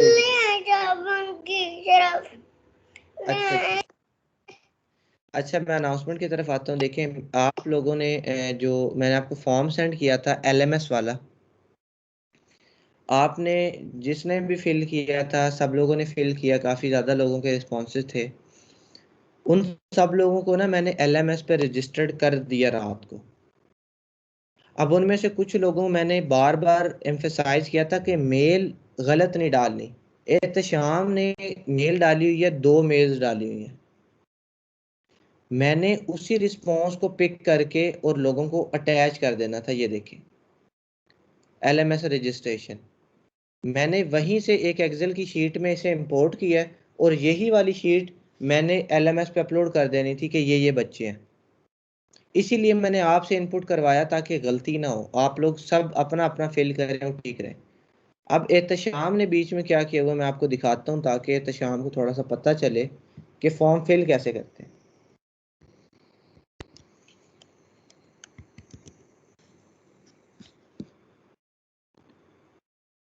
ये देखें सब बच्चों ने बिल्कुल ठीक एक एक मेल डाली हुई है, और एहतशाम ने 2 मेल्स डाली हुई हैं, दिस और दिस। मैंने कहा था कि एक मेल डालें जो चलती है बस, 2 हैं, 4 हैं, 5 हैं, वो उससे कोई कंसर्न नहीं है, बस एक डालनी थी। अब मैंने यही जो फाइल थी, अब मैंने इस चीज़ को रेक्टिफाई नहीं किया। मुझे कब पता लगा? जब मैंने अपलोड कर दिया और इनका डाटा अपलोड ही नहीं हुआ। उसके बाद मैंने बार बार ट्राई की। मैंने आपको पहले कहा था कि ये LMS जो है, अब गलती अगर हो जाए तो फिर इसे ठीक करने में थोड़ा सा टाइम लग जाता है। मैंने उसके बाद 4 दफ़ा इनका डाटा अपलोड करने की ट्राई की है, एक मेल लगा के, उसके बाद उसने अपलोड किया ही नहीं है। तो एहतशाम को फ़िलहाल मेल नहीं आई क्योंकि इन्होंने गलती की थी, बाद में ये ठीक हो जाएगा मसला। बट बाकी सब लोग जिन्होंने अप्लाई किया था ये मॉर्निंग वगैरह सारा, आप लोगों को एक मेल आई होगी। आप लोगों ने अपने मेल पे जाना है, जीमेल पे जाएं जहां और ऊपर सर्च कर लें ये @techworks। आपको एक मेल मिल जाएगी, या तो स्पैम के फोल्डर में होगी या कहीं पे भी। वहां पे आपको एक लॉगिन और एक पासवर्ड मिलेगा। वो कहाँ का लॉगिन पासवर्ड है? वो यहाँ का है, participant.edtechworks.com। आपको एक लॉगिन और एक पासवर्ड मिलेगा, वो आपने यहाँ पे आके लगा देना है। मैं ये कॉपी करके आपको भेज देता हूँ, प्लस मैं ग्रुप में भी सेंड कर दूंगा। जी एहतशाम।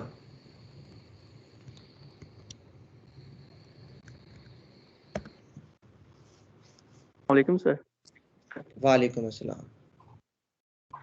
सर माजरत सर, मेरी वजह से आपको प्रॉब्लम हुई। सर वो एक्चुअली ऐसा था कि जब मैंने फॉर्म फिल किया था उस वक्त मैंने याहू वाली ईमेल एंटर की थी, लेकिन जब अटेंडेंस लगाई जाती है तो मैं वो जीमेल वाली इस्तेमाल होती है, इसलिए सर मैंने दोनों ईमेल्स लिख दी थी। जी, मेरे से किसी ने क्वेश्चन भी आप में से पूछा था कि सर वो वाली लगानी है जो फॉर्म पे लिखी थी, तो मैंने कहा था कोई इशू नहीं है, बस वो लगा दें जो आपके पास चलती है, जिसे आप यूज़ करते हैं बस। तो वो अब ये है कि आपका डाटा कन्फ्लिक्ट हुआ 3-4 दफ़ा। मैंने उसे 3-4 दफ़ा अपलोड करने की ट्राई की, बट उसके बाद वो हुआ ही नहीं है। ये देखें, मैं आपको फ़ाइल दिखाता हूँ, शायद ये भी आप ही वाली फ़ाइल है। ये देखें, आपका मैंने बाद में अकेले का डाटा भी पुट करने की कोशिश की कि सिर्फ एहतशाम तारिक का अपलोड हो जाए डाटा, बट एहतशाम तारिक का फिर डाटा अपलोड हो नहीं सका। बाद में हो जाएगा, बट फ़िलहाल आपको मेल नहीं गई होगी, बाकी सबको गई है। क्योंकि LMS के ऊपर सारे बच्चों की एक लिस्ट बना के ना, इस फॉर्मेट के अंदर हमें अपलोड कर देनी होती है। तो इसी तरह मैंने की थी, आपका मैंने पहले नोटिस नहीं किया, वो उसने मुझे एरर शो करवाया कि ये फॉर्मेट गलत है। फिर मैंने ठीक फॉर्मेट करके भी अपलोड किया, बट हुआ नहीं है दोबारा अभी तक। हो जाएगा, बट ऐसी गलती नहीं करनी होती हमें। खैर, अब दोबारा ट्राई करेंगे।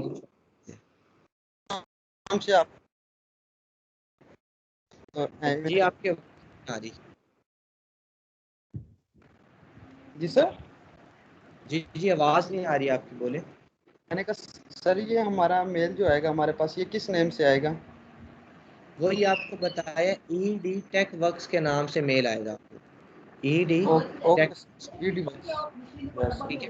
अच्छा, अब अगर आप लोग को चेक करो और आपको आप लोग चेक करते हैं सपोज, और आपको कोई मेल नहीं मिलती, ठीक है, आप क्या करते हैं, आप जाके चेक करते हो, अपने जीमेल ओपन करते हो, EDTechworks आपको कोई यूज़र नेम पासवर्ड नहीं देता। आप लोगों ने क्या कर लेना है, क्योंकि उन्होंने पहले ही हमें इन्फॉर्म कर दिया कि हमारे यहाँ जो मेल है ना, वो मसला कर रही है, स्टूडेंट्स को नहीं जा रही, ठीक है। आप लोगों ने क्या कर लेना है, यहाँ पे आके अपनी मेल डालें, जैसे कि मैं आपको डाल के दिखा देता हूँ एक एग्जांपल। ये देखें, मोहम्मद उमर है, मैं मोहम्मद उमर की मेल कॉपी करता हूँ, यहाँ पे आ जाता हूँ। अब मैं क्या करता हूँ, फॉरगेट पासवर्ड।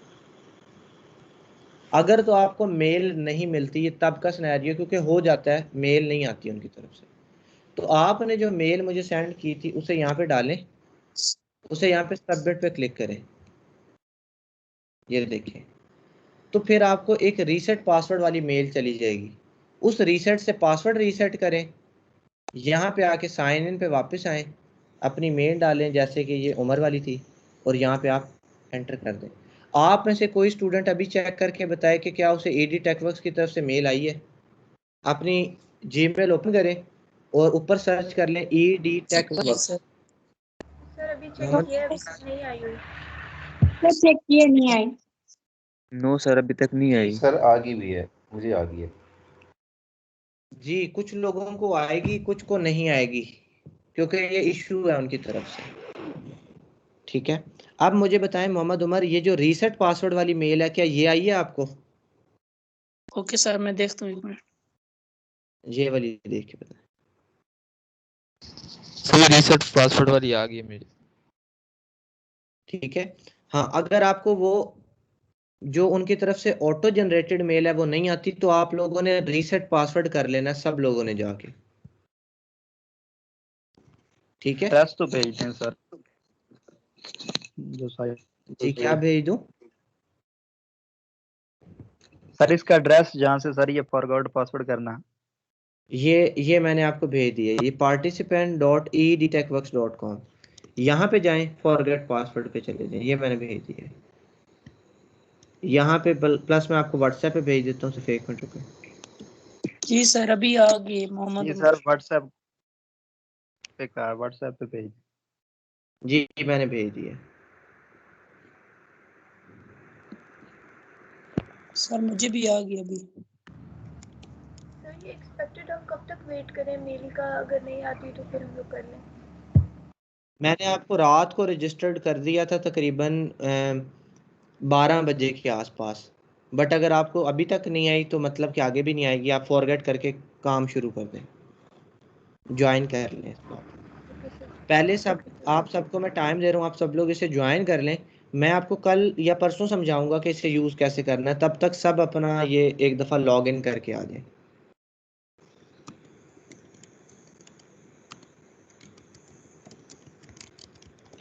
अब ये जो है ना फॉरगेट पासवर्ड भी उन्हीं लोगों का होगा जिनकी मेल मैंने रजिस्टर्ड की है।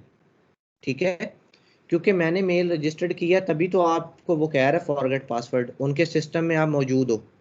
अगर मैंने नहीं की, किसी का नहीं आता, फॉरगेट कर रहे हैं पर वो कह रहा है कि ऐसा है ही नहीं, जैसे कि ये एहतशाम वाली देख लेते हैं, क्योंकि एहतशाम वाली रजिस्टर्ड नहीं हो सकी ना।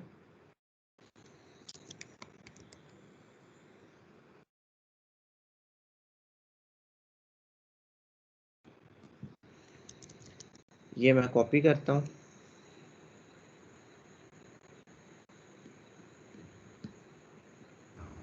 सर आपकी स्क्रीन नहीं शो हो रही। जी, अब शो हो रही है स्क्रीन। अच्छा, मैंने वो ऑफ कर दी थी। जी, सिर्फ एक मिनट।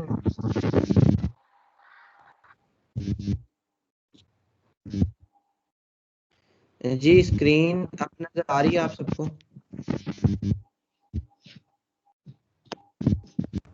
यस सर अभी नजर आ रही है। अब मैं कोई अननोन ईमेल डालता हूँ ना, अननोन ईमेल, और मैं सबमिट करने की कोशिश करता हूँ, वो कहता है कि there is no user registered with this email. पर मैंने जब मोहम्मद उमर वाली डाली थी तो मुझे उसने ये एरर नहीं दिया था। क्यों? क्योंकि मोहम्मद उमर वाली मेल रजिस्टर्ड है। अगर आपको ये एरर आता है ना कि देयर इज नो यूजर, आपने मुझे बता देना है कि सर हम भी मॉर्निंग में हैं और हमने फॉर्म भी फिल किया था, बट आपने हमें रजिस्टर नहीं किया। ठीक है, और मैंने क्या किया, ये देखें, आप लोग का सेक्शन 1 है, इधर मैं आपको दिखाता हूँ एनरोलमेंट में। ये देखें, मोहम्मद उमर रजिस्टर्ड थे, इसीलिए इनका नाम आया। देखें, नवीदुर रहमान हाशमी है तो उनका भी नाम है, शकीबा रूज, हमजा अली, वहीद नवाज भट्टी, ये सारे लोग मैंने रजिस्टर्ड कर दिए। ठीक है, जिन्होंने अभी फॉर्म फिल किया था, एहतशाम अभी फ़िलहाल रजिस्टर नहीं हुए, उन्हें मैं कर दूंगा। ठीक है, आप इधर आपकी मेल्स मौजूद हैं, इसीलिए आप लोग आ रहे हैं। आप लोगों ने अपनी प्रोफाइल में जाके ना इस चीज़ को सेटिंग कर लेनी है, अपने नाम को। मैंने आपका नाम 2 दफ़ा एंटर कर दी है, ये देखिए, नवीदुर रहमान हाशमी, नवीदुर रहमान हाशमी, शकीबा अरूज, हमजा अली 2 दफ़ा एंटर कर दिया है। इससे कोई इशू तो नहीं है, शो तो यही को कर रहा है कि आप लोग ही हैं, पर आप लोग अपना नाम खुद अपनी प्रोफाइल में जाके अपने हिसाब से सेट कर सकते हैं, आप लोगों ने कर लेना है, ठीक है। तो ये चीज़ है, आप लोग अभी से रजिस्टर्ड हो जाएं, सब लोग फॉरगेट पासवर्ड कर लें, ज्वाइन कर लें, फिर मैं आपको समझाऊंगा कि इसे यूज़ कैसे करना है। जी वहीद सर मैंने फॉरगेट किया सर, लेकिन मेरा आया नहीं है सर, मेल नहीं आई, लिंक नहीं आया फॉरगेट, मेल का जहाँ से रीसेट कर। जी जी थोड़ा सा वेट करें और स्पैम फोल्डर चेक करें क्या वहाँ पे आई है कि नहीं। नहीं सर, अगर वहाँ पर भी नहीं आई। इन्फो के अगर नेम से होगी नहीं। मोहम्मद उमर किस नाम से मेल आ रही है? इन्फो, ऊपर टाइटल इन्फो लिखा हुआ है। जी सर एक मिनट में इन्फो चेक कर। कर लें। अगर आपको ये मेल भी नहीं आती तो मैं अपनी ये जो टेक्निकल टीम है एड टेक वालों की, इन्हें नो मैं सर नहीं आई। अभी आप एक दिन देना है इसे ट्राई करें, तो फिर मैं उनसे कांटेक्ट करके कहूँगा कि जो मेल है फॉरगेट वाली वो भी नहीं आ रही, क्योंकि ये भी इश्यू एक्सपीरियंस करने को मिला है कि फॉरगेट वाली मेल भी नहीं आ रही। तो ये भी उन्हीं की तरफ से फ़िलहाल इशू है, बट आप अभी कोशिश करें दोबारा ट्राई करके, अगर हो जाता तो ठीक है, नहीं तो आप लोग इन्फॉर्म कीजिएगा, मैं उन्हें टेक्निकल टीम को कहूँगा कि ये इशू है तो आप रिजॉल्व करें, ठीक है जी। हमना शाहिद। अस्सलाम वालेकुम सर। वालेकुम सलाम। सर मैंने भी फॉरगेट किया लेकिन मुझे भी ईमेल नहीं आई। जी वही बात है जो मैंने बताई है कि या तो वेट करें और थोड़ी देर बाद फिर ट्राई कीजिएगा, अगर तो आ जाती है तो ठीक है, अगर नहीं आती तो मैं उन्हें फिर कहना पड़ेगा कि ऐसे तो काम नहीं चलेगा, तो फिर कर लेते हैं इसका, ठीक है। बट ट्राई करें 2 दफ़ा, फॉरगेट वाली के चांसेस हैं कि आ जाएगी, ठीक है जी। बाकी आप सब लोग ये करें तो इंशाल्लाह कल जो है ना वो क्या होगा कि मैं आपको समझा दूंगा, अगर सब लोग कहते हैं कि हम लॉग इन हो गए हैं सक्सेसफुली तो फिर मैं समझा दूंगा कि इसे यूज़ कैसे करना है, ठीक है। अच्छा अच्छा जी, हम लोग वापस आते हैं। ये हमने क्या किया, कुछ फ़ॉन्ट की चीज़ें जो हमने यूज़ की कि फ़ॉन्ट क्या होता है। अच्छा अब हमारे पास क्या होता है जी, फ़ॉन्ट के साथ साथ अब एक और इम्पोर्टेंट कॉन्सेप्ट है, मैंने आपको बताया था किस दिन, सैटरडे को कहा था कि हमारे पास एक इम्पोर्टेंट टैग है जो कि अभी तक हमने पढ़ा नहीं है, उससे हमने भी पढ़ना है। पहले उसे समझते हैं वो क्या होता है, फिर उसे मैं आपको दिखाऊंगा कि वो टैग है क्या चीज़। हमारे पास क्या होता है, हमारे पास जो एक वेब पेज होता है ना, जैसे कंप्लीट वेब पेज, वो ऐसे ही नहीं बन जाता कि अंधाधुंध चीजें उस पर डालते जाएं और वो बनता जाए। जैसे अभी तक हम काम करते आए हैं, कोई पैराग्राफ डाल दिया, कोई तस्वीर डाल दी, कोई इमेज डाल दिया, कुछ भी डाल दिया, बस डालते जा रहे हैं, वो इस तरह से नहीं बनता, वो बड़ा मैनेज तरीके से बनाना पड़ता है। और हमने क्या बात की थी कि उसे सेक्शन बाय सेक्शन डिवाइड करके बनाना पड़ता है। वो कैसे बनाना होता है, जैसे हमारे पास अक्सर एक एरिया होता है, ऊपर वाला एरिया किसी भी वेबसाइट पे, इसे कहते हैं हीरो सेक्शन। हीरो सेक्शन भी कहते हैं, बैनर एरिया भी कहते हैं। जहां पे अक्सर क्या होता है, कोई तस्वीर लगी होती है, दरमियान में कोई टेक्स्ट आया होता है, या ऐसे लेफ्ट पे कोई टेक्स्ट आया होता है, राइट पे कोई तस्वीर आई होती है, कोई फॉर्म होता है वगैरह वगैरह। उसके बाद नीचे एक और एरिया होता है, यहाँ पे क्या है, यहाँ पे कोई टेक्स्ट है,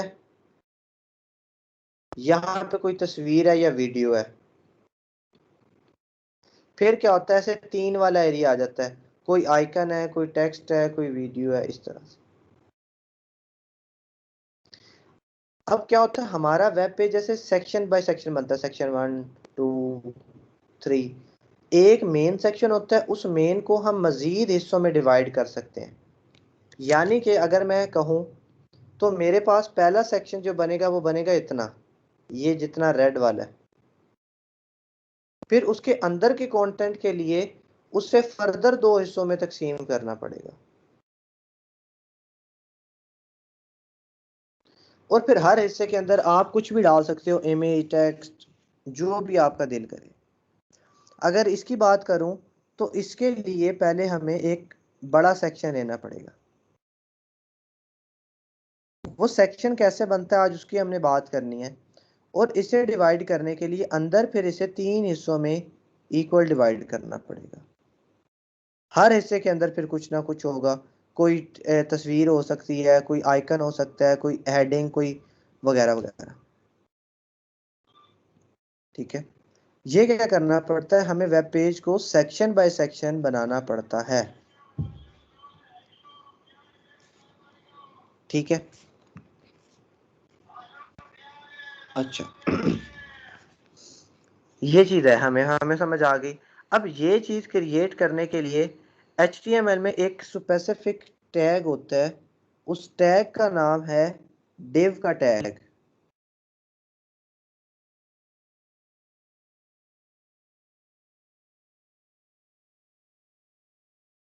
div का टैग, इस div से मुराद ही क्या होता है, डिवीजन का टैग है। और याद रहे ये ब्लॉक लेवल एलिमेंट होता है। ब्लॉक लेवल एलिमेंट कौन से होते हैं, कौन बताएगा ब्लॉक लेवल क्या होता है? जो अपनी जगह घेरे रखते हैं, यानी कहते हैं हमने नहीं इधर से हटना। जी, जो जरा क्या जस्ट लाइक था, हेडिंग। जो सारा एरिया कवर कर लेते हैं, जैसे कि पैराग्राफ वगैरह, वो अपने आगे नहीं आने देते किसी को। हाँ, हमने ये कहा था कि हम जबरदस्ती उनके आगे ला सकते हैं चीजें, पर वो काम अभी तक हमने किया नहीं है कि हम कैसे जबरदस्ती किसी चीज के सामने लेके आए। पर ये डिवीजन वाला जो टैग है ना, हमारा वो वाला मसला भी थोड़ा थोड़ा हल कर देगा कि ये पैराग्राफ वगैरह को थोड़ा सा एरिया देगा ताकि वो आए ही उस इलाके में। पर हमें क्या पता लगता है कि ये जो डिव का टैग इटसेल्फ है ना, ये ब्लॉक लेवल है। खैर, हमने अभी डिव बनानी नहीं देखी, डिव को अलाइन करना तो अगला स्टेप होगा ना। तो डिव का टैग, डिवीजन का टैग। अब देखें, ये टैग बहुत इंपॉर्टेंट है, पर अगर मैं कहूं कि इसकी इटसेल्फ कोई वैल्यू नहीं है तो वो भी बात बिल्कुल ठीक है। अब मैंने डिव बनाया है ना, सेव करता हूं, मेरे वेब पेज पे कोई असर नहीं पड़ेगा।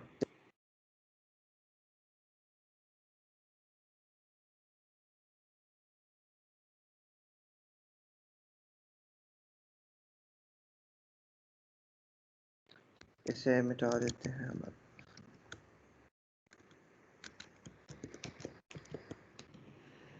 देखिए, अब मैंने एक डिव का टैग तो लगा दिया, बट मुझे कुछ फर्क ही नहीं समझ में आया। फर्क क्यों नहीं समझ में आता, क्योंकि बेसिकली इसकी इटसेल्फ कोई एग्जिस्टेंस नहीं है। The div element has no specific meaning at all. इसका कोई स्पेसिफिक मतलब नहीं है। ये अपने चिल्ड्रन को रिप्रेजेंट करता है, मतलब कि इसके अंदर जो कुछ डालेंगे ना, जैसे मैं हेलो डाल देता हूँ। अब हेलो तो सिंपल टेक्स्ट है, हेलो ऐसे ही आ जाएगा। आप कहेंगे सर इसका क्या फ़ायदा, तो इसका फ़ायदा बहुत है, बट फिलहाल हमें नज़र नहीं आ रहा। क्यों? क्योंकि हमने इसका कोई एरिया स्पेसिफिक नहीं किया, कोई चीज़ स्पेसिफाई नहीं की। ठीक है, इसका इटसेल्फ कोई मतलब नहीं होता, बस ये चीज़ों को मैनेज करने के लिए, कंटेन करने के लिए इस्तेमाल किया जाता है। फ़ायदा कब होगा, मैं अगर ये पैराग्राफ यहाँ से मिटा दूँ, मैं इस डिव को कोई हाइट या विड्थ दे देता हूँ। अब देखिए, हाइट विड्थ देना भी प्रॉपर्टी है। हाइट की प्रॉपर्टी, विड्थ की प्रॉपर्टी, ये हमारी दो एक्स्ट्रा प्रॉपर्टीज हो गई हैं। इसको हम पिक्सल में भी वैल्यू दे सकते हैं, परसेंटेज में भी दे सकते हैं, हमारी मर्जी। तो आपको ये भी पता होना चाहिए कि आप चीज़ों को हाइट विड्थ दे सकते हो, ये भी CSS की प्रॉपर्टीज है। अब मैंने हाइट दे दी 100 पिक्सल हाइट, लंबाई 100 पिक्सल और चौड़ाई भी 100 पिक्सल।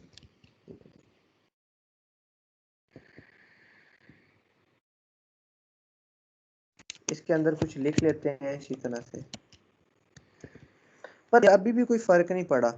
आप कहेंगे सर लंबाई चौड़ाई भी दे दी पर कोई चीज नजर तो आ नहीं रही। अगर मैं इंस्पेक्ट करता हूँ, ये देखें, क्या ये ब्लू सा एरिया आपको नजर आ रहा है, चौरस डब्बा छोटा सा ब्लू। जी सर। ये देखें, इसके नीचे जो बॉक्स ओपन है उसमें क्या लिखा हुआ है, डिव 100x100। मतलब कि 100x100 की डिव मौजूद है। पर इसकी इटसेल्फ कोई एग्जिस्टेंस नहीं होती। अगर आप इसे कोई बैकग्राउंड कलर दोगे तो ये नजर आएगा, अगर आप इसे कोई बॉर्डर दोगे तो नजर आएगा, अदरवाइज ऐसे ये नजर नहीं आता। क्या हो गया, अदरवाइज हमें ये ऐसे नजर नहीं आता। तो हम क्या कर लेते हैं, मैं इसे कुछ बॉर्डर सपोज दे देता हूँ, बॉर्डर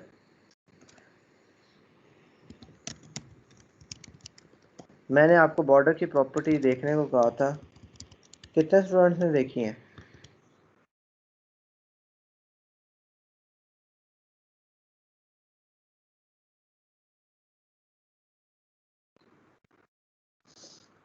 जी चले, हम उस वो भी थोड़ा सा कवर अप करेंगे। अभी ये डिव वाला टॉपिक खत्म होता है तो हम बॉर्डर पे भी बात करते हैं। अच्छा, अब ये देखें, बॉर्डर 2 पिक्सल मैंने फिलहाल लगा दिया। अब देखें, ये देखें उसके इर्द गिर्द बॉर्डर आ गया। अब क्या होता है कि इतना एरिया अब ये एक डिवीजन में चला गया है। अगर मैं इसके नीचे एक डिव और रखता हूँ, इसके नीचे एक डिव और बनाता हूँ, ये देखें ये उसके आगे नहीं आया, उसके नीचे आया। नीचे आने की वजह क्या है, मैंने आपको बताई है कि ये ब्लॉक लेवल अपने आगे नहीं ना आने देता। ये कहता है बस पूरी लाइन मेरी है, उससे नीचे चले जाओ। पर ऑब्वियस ही बात है, हम इसे सेटल कर सकते हैं, पर आज का टॉपिक नहीं है कि इसे सेटल करना कैसे है। हम फर्दर कल के लेक्चर में या आगे आने वाले किसी लेक्चर में ये देखेंगे कि डिव्स अलाइनमेंट कैसे करते हैं। बट फिलहाल हमने ये देखना है कि डिव आखिर होती क्या चीज़ है। ठीक है, तो क्या हुआ कि हमें पता लगा कि डिव बन जाती है इस तरह से, और क्या होता है वो उसके नीचे चली जाएगी। मैंने मिटा दी है।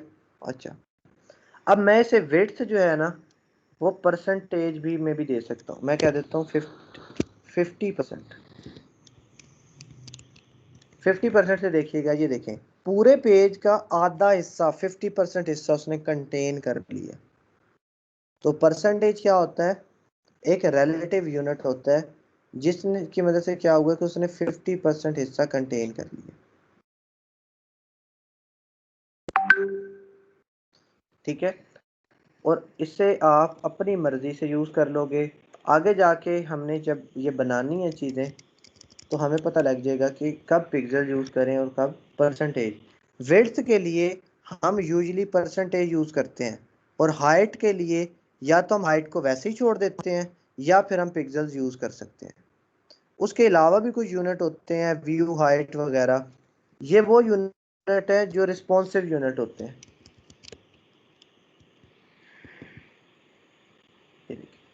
अब VH देने से इसका कुछ यूनिट बदल गया, पर पिक्सल देने से इसका यूनिट कुछ और था। ठीक है, तो हर यूनिट का एक अपनी वर्थ होती है। इसी तरह से जैसे 100 इंच छोटा सा होता है बट 100 मीटर बहुत लंबा है। यूनिट तो 100 यानी कि डिजिट तो 100 ही रहा है बट यूनिट बदल दिया आपने। तो इस तरह से यहाँ पे भी यूनिट्स का फर्क होगा, उसका ख्याल रखें। इससे फायदा क्या होता है, जैसे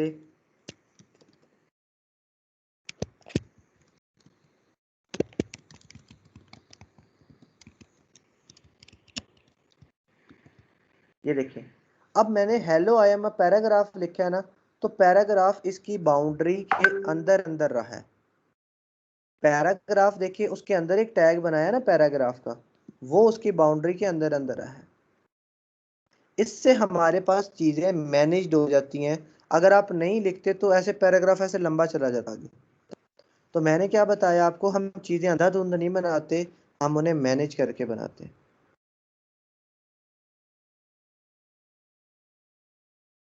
ठीक है, बट याद रहे ये एज अ कंटेनर वर्क कर रहा होता है, एज अ बाउंड्री वर्क कर रहा होता है। तो आपने कंटेनर के अंदर अंधाधुंध चीजें भरने नहीं लग जाना।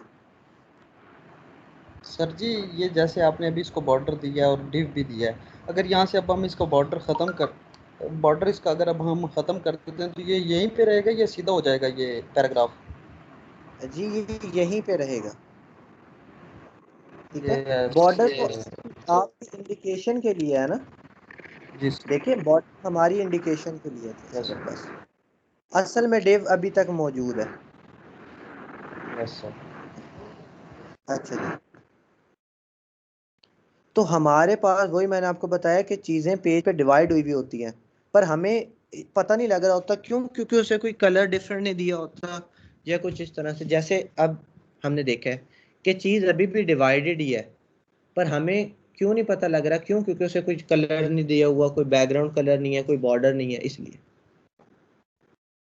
ठीक है, तो ये हमारे पास डिवीजन है। डिवीजन्स के टैग मेजर टैग होता है और इसी की बेस पे पूरा वेब पेज आपका बनता है। इसे बनाते कैसे हैं, पूरे वेब पेज को कैसे अलॉट करना होता है, उसके लिए कुछ और प्रॉपर्टीज की भी ज़रूरत पड़ती है। आज मैं आपको नहीं करवाऊंगा, आज सिर्फ डिव का इंट्रो था। कल जब आगे आने वाले लेक्चर में मैं पूरा लेआउट बना के दिखाऊंगा कि ऊपर हेडर कैसे बनेगा डिव का, साइड बार का एरिया कैसे बनेगा, कंटेंट कैसे बनेगा, वो बनाएंगे। फिर आपको डिव अलाइन करना आ जाएगी। डिव को लेफ्ट अलाइन भी किया जा सकता है, राइट भी, सेंटर में भी, पेज के सेंटर में भी, सारा कुछ किया जा सकता है। डिव अलाइनमेंट पे भी हमारा लेक्चर होगा कि डिव को अलाइन कैसे करना है। जैसे टेक्स्ट अलाइन था ना, इसी तरह डिव अलाइन भी है, बट आज नहीं करेंगे, पर करेंगे जरूर। यहाँ तक मुझे बताएं कि डिव का जो मकसद है, जो पर्पज है, वो समझ आ गया? यस सर, समझ आ गया। जी सर, आ गया समझ। अच्छा, मैं साथ में आपको चीज बता रहा था कि डिव जो है ना, एक कंटेनर की तरह एक्ट कर रहा है। अगर कंटेनर में जितनी स्पेस होती है, जैसे आप कोई शॉपर लेने जाते हो ना, आप कोई चीज़ लेने जाते हो, किलो के शॉपर के अंदर आप 5 किलो चीज़ डालने की कोशिश करोगे तो ऑब्वियस ही बात है वो कंटेनर से बाहर निकलने की कोशिश करेगा। यहाँ पे भी ऐसा ही होगा कि अगर आप छोटी डिव के अंदर ज़्यादा कंटेंट डालने की कोशिश करोगे तो चीज़ें ओवरफ्लो करने की कोशिश करेंगी। तो ऐसा नहीं करना होता। जितने डिव है पता है आपको, उसके हिसाब से चीज़ों को मैनेज रखना है ताकि चीज़ें ओवरफ्लो ना करें। जी नवीद हाशमी। सर मैं कल बैकग्राउंड इमेज लगाने की कोशिश कर रहा था, वो मुझसे लग नहीं रहा था। अगर वो उसको पैराग्राफ में मैं ऐड करता था तो वो सिर्फ एक लाइन में शो करता था, इमेज पूरा शो करता ही नहीं था। तो वो मैं ग्रुप में डिस्कस कर रहा था तो एक दोस्त ने बताया कि ये शायद डिव के उसमें ऐड हो गया बैकग्राउंड इमेज जो है। बिल्कुल, हम डिव को भी कर सकते हैं, प्लस कुछ लोगों ने बॉडी को दी हुई है। अगर आप बॉडी को दे दो ना तो आपके वो पूरे पेज पे चली जाएगी। आप पैराग्राफ को दे रहे हो तो पैराग्राफ तो इतना सा एरिया ले रहा है ना, इतना सा, इस तरह से, तो वो पैराग्राफ के पीछे पीछे इमेज लग जाएगी। तो अगर आप बॉडी को दोगे तो पूरे पेज को लग जाएगी, और अगर डिव को दोगे तो डिव के पीछे लग जाएगी वो image. Right sir, okay sir. ठीक है जी, निदायरा। डिव है या पैराग्राफ है, हेडिंग है, इनकी कोई डिफॉल्ट साइज होते हैं या ये जिस तरह डिव का हमने खुद सेट किया, इनके डिफॉल्ट साइज नहीं होते? देखिए, डिव का कोई साइज नहीं है, आप खुद देंगे अपनी मर्जी से। ठीक है, क्या है कि इसका कोई डिफॉल्ट ऐसा साइज नहीं है। हाँ, अगर डिव का आप कोई साइज नहीं रखती तो डिव के अंदर जितना कंटेंट जाता है ना, ये उस हिसाब से बड़ी होती रहेगी। जितना आप पैराग्राफ डालती जाएं, हाइट डालते जाएं, विड्थ डालते जाएं, इनका साइज स्पेसिफाई नहीं होता। क्यों? क्योंकि वो ये नहीं ना रिस्ट्रिक्ट कर सकते कि पैराग्राफ के अंदर कितने वर्ड्स आने हैं। पैराग्राफ कितना मर्जी लेंथी हो सकता है और कितना छोटा हो सकता है। तो जितना ज़्यादा कंटेंट होगा वो कंटेंट पे डिपेंड करता रहेगा। फिर इसी तरह डिव का साइज डिपेंड करेगा उसके चिल्ड्रन पे। अगर आप पैराग्राफ भी डाल देती हैं अंदर, तस्वीर भी डाल देती हैं अंदर, सारा कुछ डाल देती हैं, तो फिर डिव ऑटोमेटिकली बड़ी होती रहेगी, अनलेस या अनटिल अगर हम उसे हाइट और वेट नहीं दे देते। अगर वो दे देंगे तो उसका साइज रिस्ट्रिक्ट हो जाएगा फिर। जी नजमा रईस। सर हमने देखा है कि हम लोग जो बैकग्राउंड कलर्स देते हैं हम उसकी ओपेसिटी को चेंज कर सकते हैं। तो अगर हम कोई बैकग्राउंड इमेज यूज़ कर रहे हैं तो उसकी ओपेसिटी भी हम चेंज कर सकते हैं। और दूसरा, अगर हम लोग डिफरेंट इमेजेस यूज़ करें, क्योंकि हमारे पास ये भी बैकग्राउंड की प्रॉपर्टी भी था कि हम लोग जो है वो डिफरेंट इमेजेस यूज़ कर सकते हैं, तो उनकी ओपेसिटी क्या हम इकट्ठे तरीके से सेम कर सकते हैं? मतलब एक साथ हम चाह रहे हैं कि सबकी ओपेसिटी की जो वैल्यू है वो सेम आए, तो क्या हम इस तरह सबकी ओपेसिटी की वैल्यू को सेम कर सकते हैं एक साथ ही? और अगर नहीं कर सकते तो हम उनकी ओपेसिटी को इक्वल किस तरह करेंगे? अब देखें, उसका सबसे बेहतर और सिंपल तरीका क्या है, हमने क्लास का कॉन्सेप्ट क्यों पढ़ा है, ताकि हमें पता लग सके कि हम अगर एक क्लास को ओपेसिटी की क्लास बना दें, सिंपल तरीका है, आप लिख लेते हो ओपेसिटी डॉट ओपेसिटी, और यहाँ पे आप ओपेसिटी वाला ये जो प्रॉपर्टी होती है ओपेसिटी की, इसकी वैल्यू रख देते हो 50। अब इसकी ओपेसिटी आपने आधी कर दी है, 1/2 हाफ कर दी है। अब आप ये ओपेसिटी की ये जो है जिसको दोगे उसकी ओपेसिटी कम हो जाएगी। ठीक है, ये तो हमने खुद सोचना है ना कि ये ऐसा हम करवा सकते हैं कि नहीं। हमने क्लास बना दी जनरल, ओपेसिटी की क्लास बना दी, बस इसके अंदर और कुछ नहीं जाएगा। जिसको देना है मैं उसकी ओपेसिटी कम करता जाऊंगा, ये कम हो जाएगी। ठीक है, तो इस तरह से हम ओपेसिटी को मैनेज कर सकते हैं। ठीक है, और बाकी बैकग्राउंड इमेज की बात रही तो वो मैंने नवीद को भी आंसर किया कि आप जिस चीज़ को जैसे देते रहोगे तो आपकी बैकग्राउंड इमेज चेंज होती रहेगी। अगर आपने एरियाज को अलग अलग देनी है, यानी कि डेव, आज आपने डेव का कॉन्सेप्ट पढ़ लिया, तो डेव को अलग अलग देते जाओगे तो उस पर्टिकुलर एरिया के बैकग्राउंड पे तस्वीर अलग अलग लगती जाएगी। ठीक है, और ओपेसिटी का हम कर रहे हैं तो एक क्लास बनाएं और वो क्लास सबको असाइन करती जाए, जिसे जिसे असाइन करेंगी उसकी ओपेसिटी कम हो जाएगी। ठीक है, अच्छा, डेव के साथ हमारे पास एक और कॉन्सेप्ट होता है स्पैन का। अब ये जो स्पैन है ना, इससे डेव के साथ कंपैरिजन में लिया जाता है कि डेव और स्पैन में आखिर क्या फ़र्क है। लोग इसमें कंफ्यूज हो जाते हैं कि डेव आखिर क्या है और स्पैन क्या है। डेव हमने देखा, डेव बेसिकली ब्लॉक लेवल है और स्पैन इनलाइन है। स्पैन क्या होता है? इनलाइन है। देखिए मैं इसमें हेलो लिख लेता हूँ, फिर एक स्पैन लिखता हूँ। मैंने आपको करके दिखाया था कि वो वहां पे अगली लाइन पे चला गया था, पर यहाँ पे देखिए हेलो हेलो, ये क्या है? इनलाइन है। डेव ब्लॉक लेवल होता है और स्पैन क्या होता है? इनलाइन होता है। स्पैन कहाँ पे यूज किया जाता है? स्पैन आपके पास टेक्स्ट के लिए इस्तेमाल किया जाएगा। जब आपको कोई टेक्स्ट लिखना हो, जैसे कि मैंने पहले भी शायद ये बात कभी ना कभी की है कि टेक्स्ट लिखना है तो अगर मैं खाली टेक्स्ट भी लिख देता हूँ हेलो, तो तब भी कोई फर्क नहीं पड़ रहा, पर इस हेलो का कोई वली वारिस नहीं है। देखिए फर्क नहीं पड़ा, पर इसका कोई अब वली वारिस नहीं है। अगर इसे मैंने कोई आईडी देनी है, कोई क्लास देनी है, कोई प्रॉपर्टी देनी है, मैं नहीं दे सकता। पर अगर स्पैन होगा ना, सॉरी स्पैन तो लगा दिया, इसके अंदर मैं आईडी दे सकता हूँ, क्लास दे सकता हूँ, इसकी पहचान करवा सकता हूँ। पर अगर मैंने इसे बेयारो मददगार छोड़ दिया तो मैं इसकी पहचान नहीं करवा सकता। तो स्पैन हमारे पास टेक्स्ट के लिए यूज होता है, जबकि डिव जो है वो हमारे पास, एक तो सबसे पहला डिफरेंस ये है कि वो ब्लॉक लेवल है डिव, और स्पैन कौन सा होता है? इनलाइन होता है। सेल्फ स्पैन का भी कुछ नहीं मतलब, the span element doesn't mean anything on its own, इसका अपना मतलब कुछ भी नहीं है। पर तब ये क्या होता है, यूजफुल होता है जब इसे ग्लोबल एट्रीब्यूट्स के साथ यूज किया जाए, जैसे कि क्लास, और ये अपने चिल्ड्रन को रिप्रेजेंट करता है। तो वही बात आ जाती है, पर फर्क क्या है? एक इनलाइन है और एक क्या है? ब्लॉक। ठीक है, और इसे हम यूज कर लेते हैं टेक्स्ट के लिए। जब हमें टेक्स्ट पे कोई पर्टिकुलर एक्शन परफॉर्म करना हो, इसे आईडी देनी हो 1 I1, और उसके बाद इसे कुछ कलर डिफरेंट देना है। जैसे किसी का एक क्वेश्चन भी था कि सर एक पूरे पैराग्राफ के अंदर अगर एक छोटी सी चीज़ का कलर चेंज करना है तो कैसे करेंगे?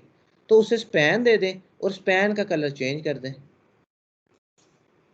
ठीक है, पूरा पैराग्राफ है आपके पास, पैराग्राफ के अंदर आपने थोड़ी सी चीज़ का कलर चेंज करना है तो इसे स्पैन दे दें।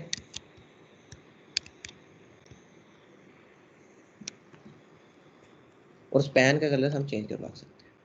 तो डिव भी यूज होता है, स्पैन भी, बट डिव का यूज ज़रा ज़्यादा है, स्पैन का थोड़ा कम है। पर याद रहे जब टेक्स्ट का इस्तेमाल करना होगा कभी तो स्पैन, अदरवाइज जब सेक्शंस या डिवीजन की बात करनी हो कि सेक्शन क्रिएट हो रहे हैं तो वो डिव, इन दोनों का मेजर डिफरेंस ये है। और सबसे बड़ी बात क्या है कि डिव ब्लॉक है,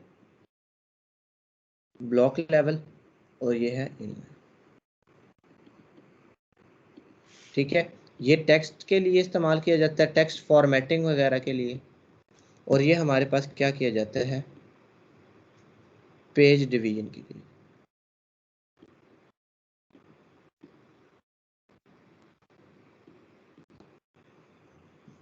ठीक है, तो ये इसका एक छोटा सा फर्क है। अच्छा, हाइट दे सकते हैं जिस तरह से हम डिव को दे सकते हैं। बिल्कुल दे सकते हैं, बस टैग है ना, तो ये जो CSS की प्रॉपर्टीज हैं ये सब पे लग जाती हैं, चाहे आप पैराग्राफ को दें, डिव को दें, दे जरूर सकते हैं अपनी मर्जी से। ठीक है, आप सिंपल एक पैराग्राफ बना के उससे भी चीज़ें असाइन कर सकते हो, डिव को भी दे सकते हो, दे सकते हैं हम, ऐसे कोई मजबूरी नहीं होती, कोई मसला नहीं होता। पर इसका इस्तेमाल आपको बता दें कि यूजली टेक्स्ट वगैरह के लिए हम इसे इस्तेमाल करेंगे। जावास्क्रिप्ट में भी स्पैन की मदद से किसी चीज़ को आइडेंटिफाई करवा के यूज़ किया जाता है। जब हम जावास्क्रिप्ट पढ़ेंगे तो मैं आपको इसका एक प्रैक्टिकल इम्प्लीमेंटेशन करके दिखाऊंगा कि कैसे। ठीक है जी। अच्छा, अब ये है कि हमारे पास एक डिव बन गई, हमें चीज़ों की समझ आ गई। इसी तरह से हमने बात की थी बॉर्डर, तो बॉर्डर की प्रॉपर्टीज आप सब लोग देख के आए हैं। बॉर्डर क्या होता है, बॉर्डर स्टाइल। यस सर, देख के आए हैं। ठीक है, तो बॉर्डर जो है बेसिकली किसी भी चीज़ की, मैं थोड़ा सा रिवाइज करवा देता हूँ क्योंकि बॉर्डर वाला जो कॉन्सेप्ट है वो ज़रा इम्पोर्टेंट है। हमें अक्सर बॉर्डर की ज़रूरत पड़ जाती है, चीज़ों में हमें देना पड़ जाता है बॉर्डर। तो बॉर्डर का जो कॉन्सेप्ट है वो थोड़ा इम्पोर्टेंट है। बॉर्डर क्या होता है कि आप बॉर्डर स्टाइल ले लेते हो, बॉर्डर के स्टाइल बेताशियाँ, डॉटेड, डबल, ग्रूव, बल्कि ये हम ऐसा करते हैं, ये हम W3 स्कूल से कर लेते हैं।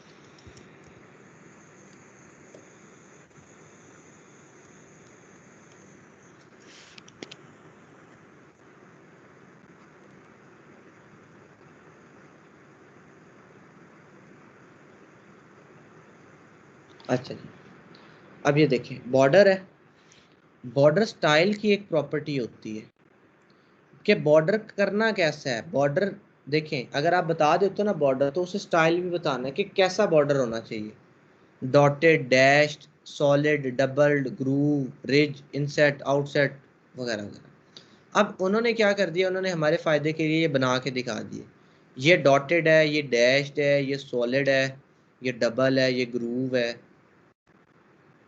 रिज है, इनसेट है, आउटसेट है। इनसेट से ज़रा वो अंदर को धंसा हुआ है, आउटसेट से थोड़ा बाहर निकला हुआ है।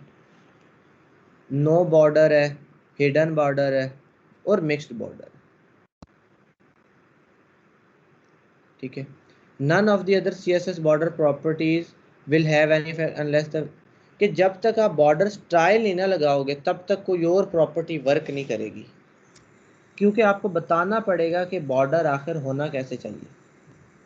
मैं क्या देता हूँ, सॉलिड। अब मैं देखता हूँ क्या फ़र्क पड़ा है।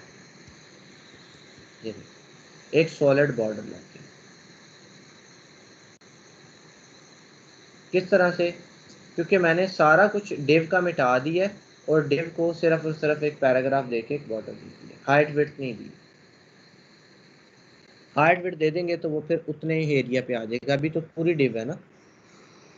अच्छा, क्या हो गया, हमारे पास एक बॉर्डर। अच्छा, अब हम क्या कर सकते हैं, इसे विड्थ भी दे सकते हैं। कैसे, बॉर्डर स्टाइल, बॉर्डर विड्थ, मैं कह देता हूँ 5। विड्थ क्या होगी, उसकी मोटाई के कितना मोटा है। ठीक है, उसके बाद बॉर्डर कलर भी दे सकते हैं। ये देखें, बॉर्डर कलर है, क्या कर देते हैं,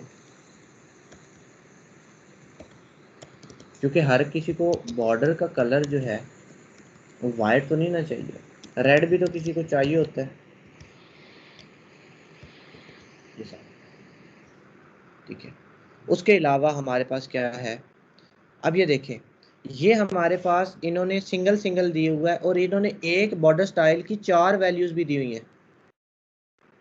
अब ये 4 वैल्यूज कैसे एक्ट करती हैं, मैं आपको ये कॉन्सेप्ट समझाता हूँ। 4 वैल्यूज कैसे एक्ट करेंगी,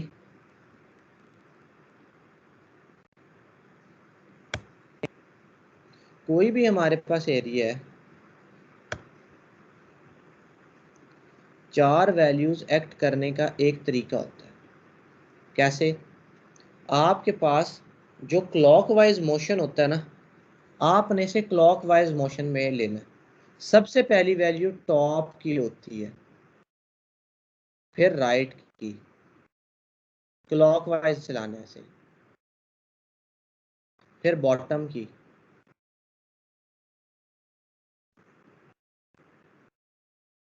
और फिर लेफ्ट। कैसे चलेगा, इस तरह से, ऐसे क्लॉकवाइज।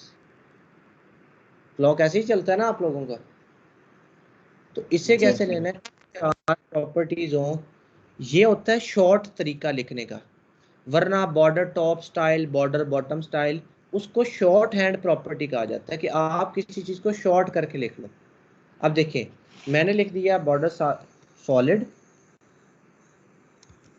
Dotted, double, groove. अब देखते हैं क्या, ये देखिए टॉप पे मैंने क्या लिखा हुआ था, सॉलिड। सॉलिड पहले लिखा था, तो सॉलिड कहाँ पे अप्लाई हुआ है, टॉप पे होना चाहिए ना, तो हुआ भी कहाँ पे है, टॉप पे। उसके बाद सेकंड मैंने कौन सी दिया, डॉटेड। मैंने कहा है ये चीज क्लॉकवाइज चलती है, तो पहली टॉप के लिए, तो दूसरी किसके लिए आएगी, राइट के लिए। ये देखें, राइट वाला डॉटेड हो गया। तीसरी किसके लिए आनी चाहिए, डबल है, डबल किसके लिए आएगी, बॉटम के लिए। ये देखिए डबल वाला बॉटम हो गया। और उसके बाद आखिरी वाली ग्रूव है, तो ग्रूव लेफ्ट के लिए आनी चाहिए, तो ये देखें ग्रूव लेफ्ट के लिए। ये जो इस तरह की 4 प्रॉपर्टीज होंगी, ये हम बॉर्डर में भी देंगे, मार्जिन में भी दे रहे होंगे, पैडिंग में भी दे रहे होंगे। कि मार्जिन लिखा होगा ऊपर 4 वैल्यूज होंगी, 5 पिक्सल, 2 पिक्सल, 3 पिक्सल, 4 पिक्सल। सबको जज करने का तरीका यही है कि कैसे वैल्यू रहेगी, top right bottom left, top right bottom left, simple. कि ऊपर से चीज स्टार्ट हो रही है, टॉप से, फिर राइट से, फिर बॉटम पे, फिर लेफ्ट पे, फिर टॉप पे, फिर राइट पे, फिर बॉटम। ठीक है, ये क्या चीज होती है, ये हमारे पास शॉर्ट हैंड प्रॉपर्टी है, सिंपल। कि आप किसी चीज को शॉर्ट हैंड करना चाहो तो कैसे। ठीक है, तो जब भी 4 वैल्यूज आएंगी तो कंफ्यूज नहीं हो जाना कि पता नहीं ये 4 वैल्यूज कैसे अप्लाई हो रही हैं। अब आपको पता लग गया 4 वैल्यूज कैसे। अब ये चीज़ है कि हमें अब आइडिया हो गया कि 4 वैल्यूज देखते ही हमें पता लग जाएगा कि कहाँ पे कौन सी चीज़ अप्लाई। जैसे ये नहीं, इसी तरह बॉर्डर की भी एक शॉर्ट हैंड प्रॉपर्टी है। एक बॉर्डर लगाने के लिए देखिए, एक बॉर्डर लगाने के लिए बॉर्डर स्टाइल दो, बॉर्डर विड्थ दो, बॉर्डर कलर दो। इन सबसे बेहतर ये नहीं है कि मैं सिंपल लिख लूं बॉर्डर, मैं लिख लेता हूं बॉर्डर सॉलिड 5 पिक्सल, और उसके बाद उसका कलर दे देता हूँ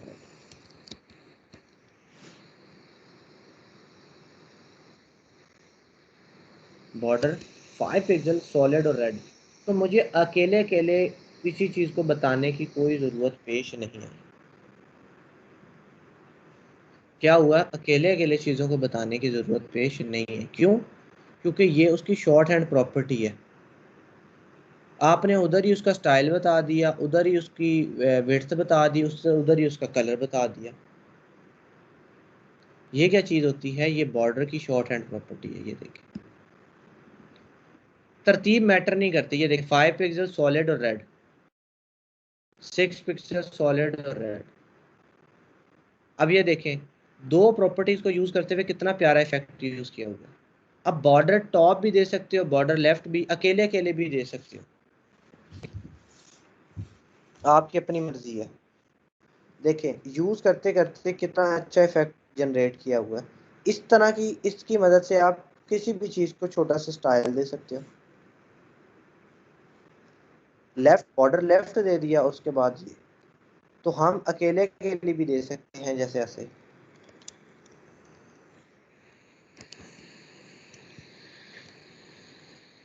तरतीब आगे पीछे लिखोगे तो फर्क नहीं पड़ेगा। देखो उन्होंने कुछ और लिखा हुआ है, मैंने सॉलिड पहले लिखा हुआ है।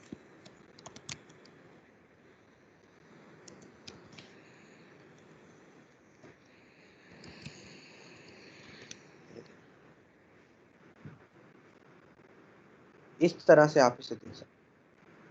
ये हमारे पास क्या है, बॉर्डर। इसी तरह राउंडेड बॉर्डर, तो उसके लिए बॉर्डर रेडियस आ जाता है। बॉर्डर रेडियस क्या है जी, उसके इर्द गिर्द की गोलाई। मैं इसे लेफ्ट हटा देता हूँ, लिख लेता हूँ बॉर्डर, ठीक है। अब मैं क्या देता हूँ 10 पिक्सल। अब चारों अतराफ से 10, ये देखें कोने मुड़ गए हैं। इसी तरह मैं यहाँ पे भी वो शॉर्ट हैंड प्रॉपर्टी यूज कर सकता हूँ। ये देखिए 10 पिक्सल, 20 पिक्सल, 30 पिक्सल और 50 पिक्सल। मुझे बताएं ये चीज कैसे अप्लाई होगी। अब ये देखें, मैं आपको बताता हूँ, ये थोड़ी डिफरेंट होगी। ये देखें, ठीक है। अब हमारा टेक्स्ट इसके अंदर चला गया, इसे भी हम मैनेज कर सकते हैं। उसके लिए हम इसे एक पैडिंग की प्रॉपर्टी दे देंगे, पैडिंग लेफ्ट, ठीक है। अभी 5 थोड़ा है, ये भी करवा सकते हैं। खैर अभी फ़िलहाल हमारे पास क्या है, पैडिंग मैटर नहीं करती। पैडिंग आपको बाद में समझाऊंगा क्या होती है। फ़िलहाल बॉर्डर रेडियस देखिए 5 पिक्सल, सॉरी 10, 20, 30, 50। इस पे भी यही रूल है, पर यहाँ पे पहले टॉप लेफ्ट वाली लेगा, फिर राइट, टॉप राइट, फिर बॉटम राइट और फिर बॉटम लेफ्ट। देखिए टॉप राइट 10 पिक्सल है, पहले 10 पिक्सल था, तो ये देखिए 10 पिक्सल बिल्कुल थोड़ा सा कर्व किया। उसके बाद 20 था, तो 20 देखें उससे ज़रा ज़्यादा कर्व है। फिर 30 है, तो 30 उससे ज़्यादा कर्व है। और फिर 50 है, तो 50 देखें सबसे ज़्यादा कर्व है। मतलब कि जितने पिक्सल्स बढ़ाते जाओगे ये बढ़ता जाएगा। सिंपल भी दे सकते हो, और आप इसे भी ऐसे प्रॉपर्टी दे सकते हो जैसे आपको मैंने बताया। यहाँ पे इन्होंने नहीं करके दिखाया हुआ, बट हम कर सकते हैं, हमने देख लिया। 10, बॉर्डर 20, रेडियस वाली जो पॉइंट है वो रिपीट कर दें।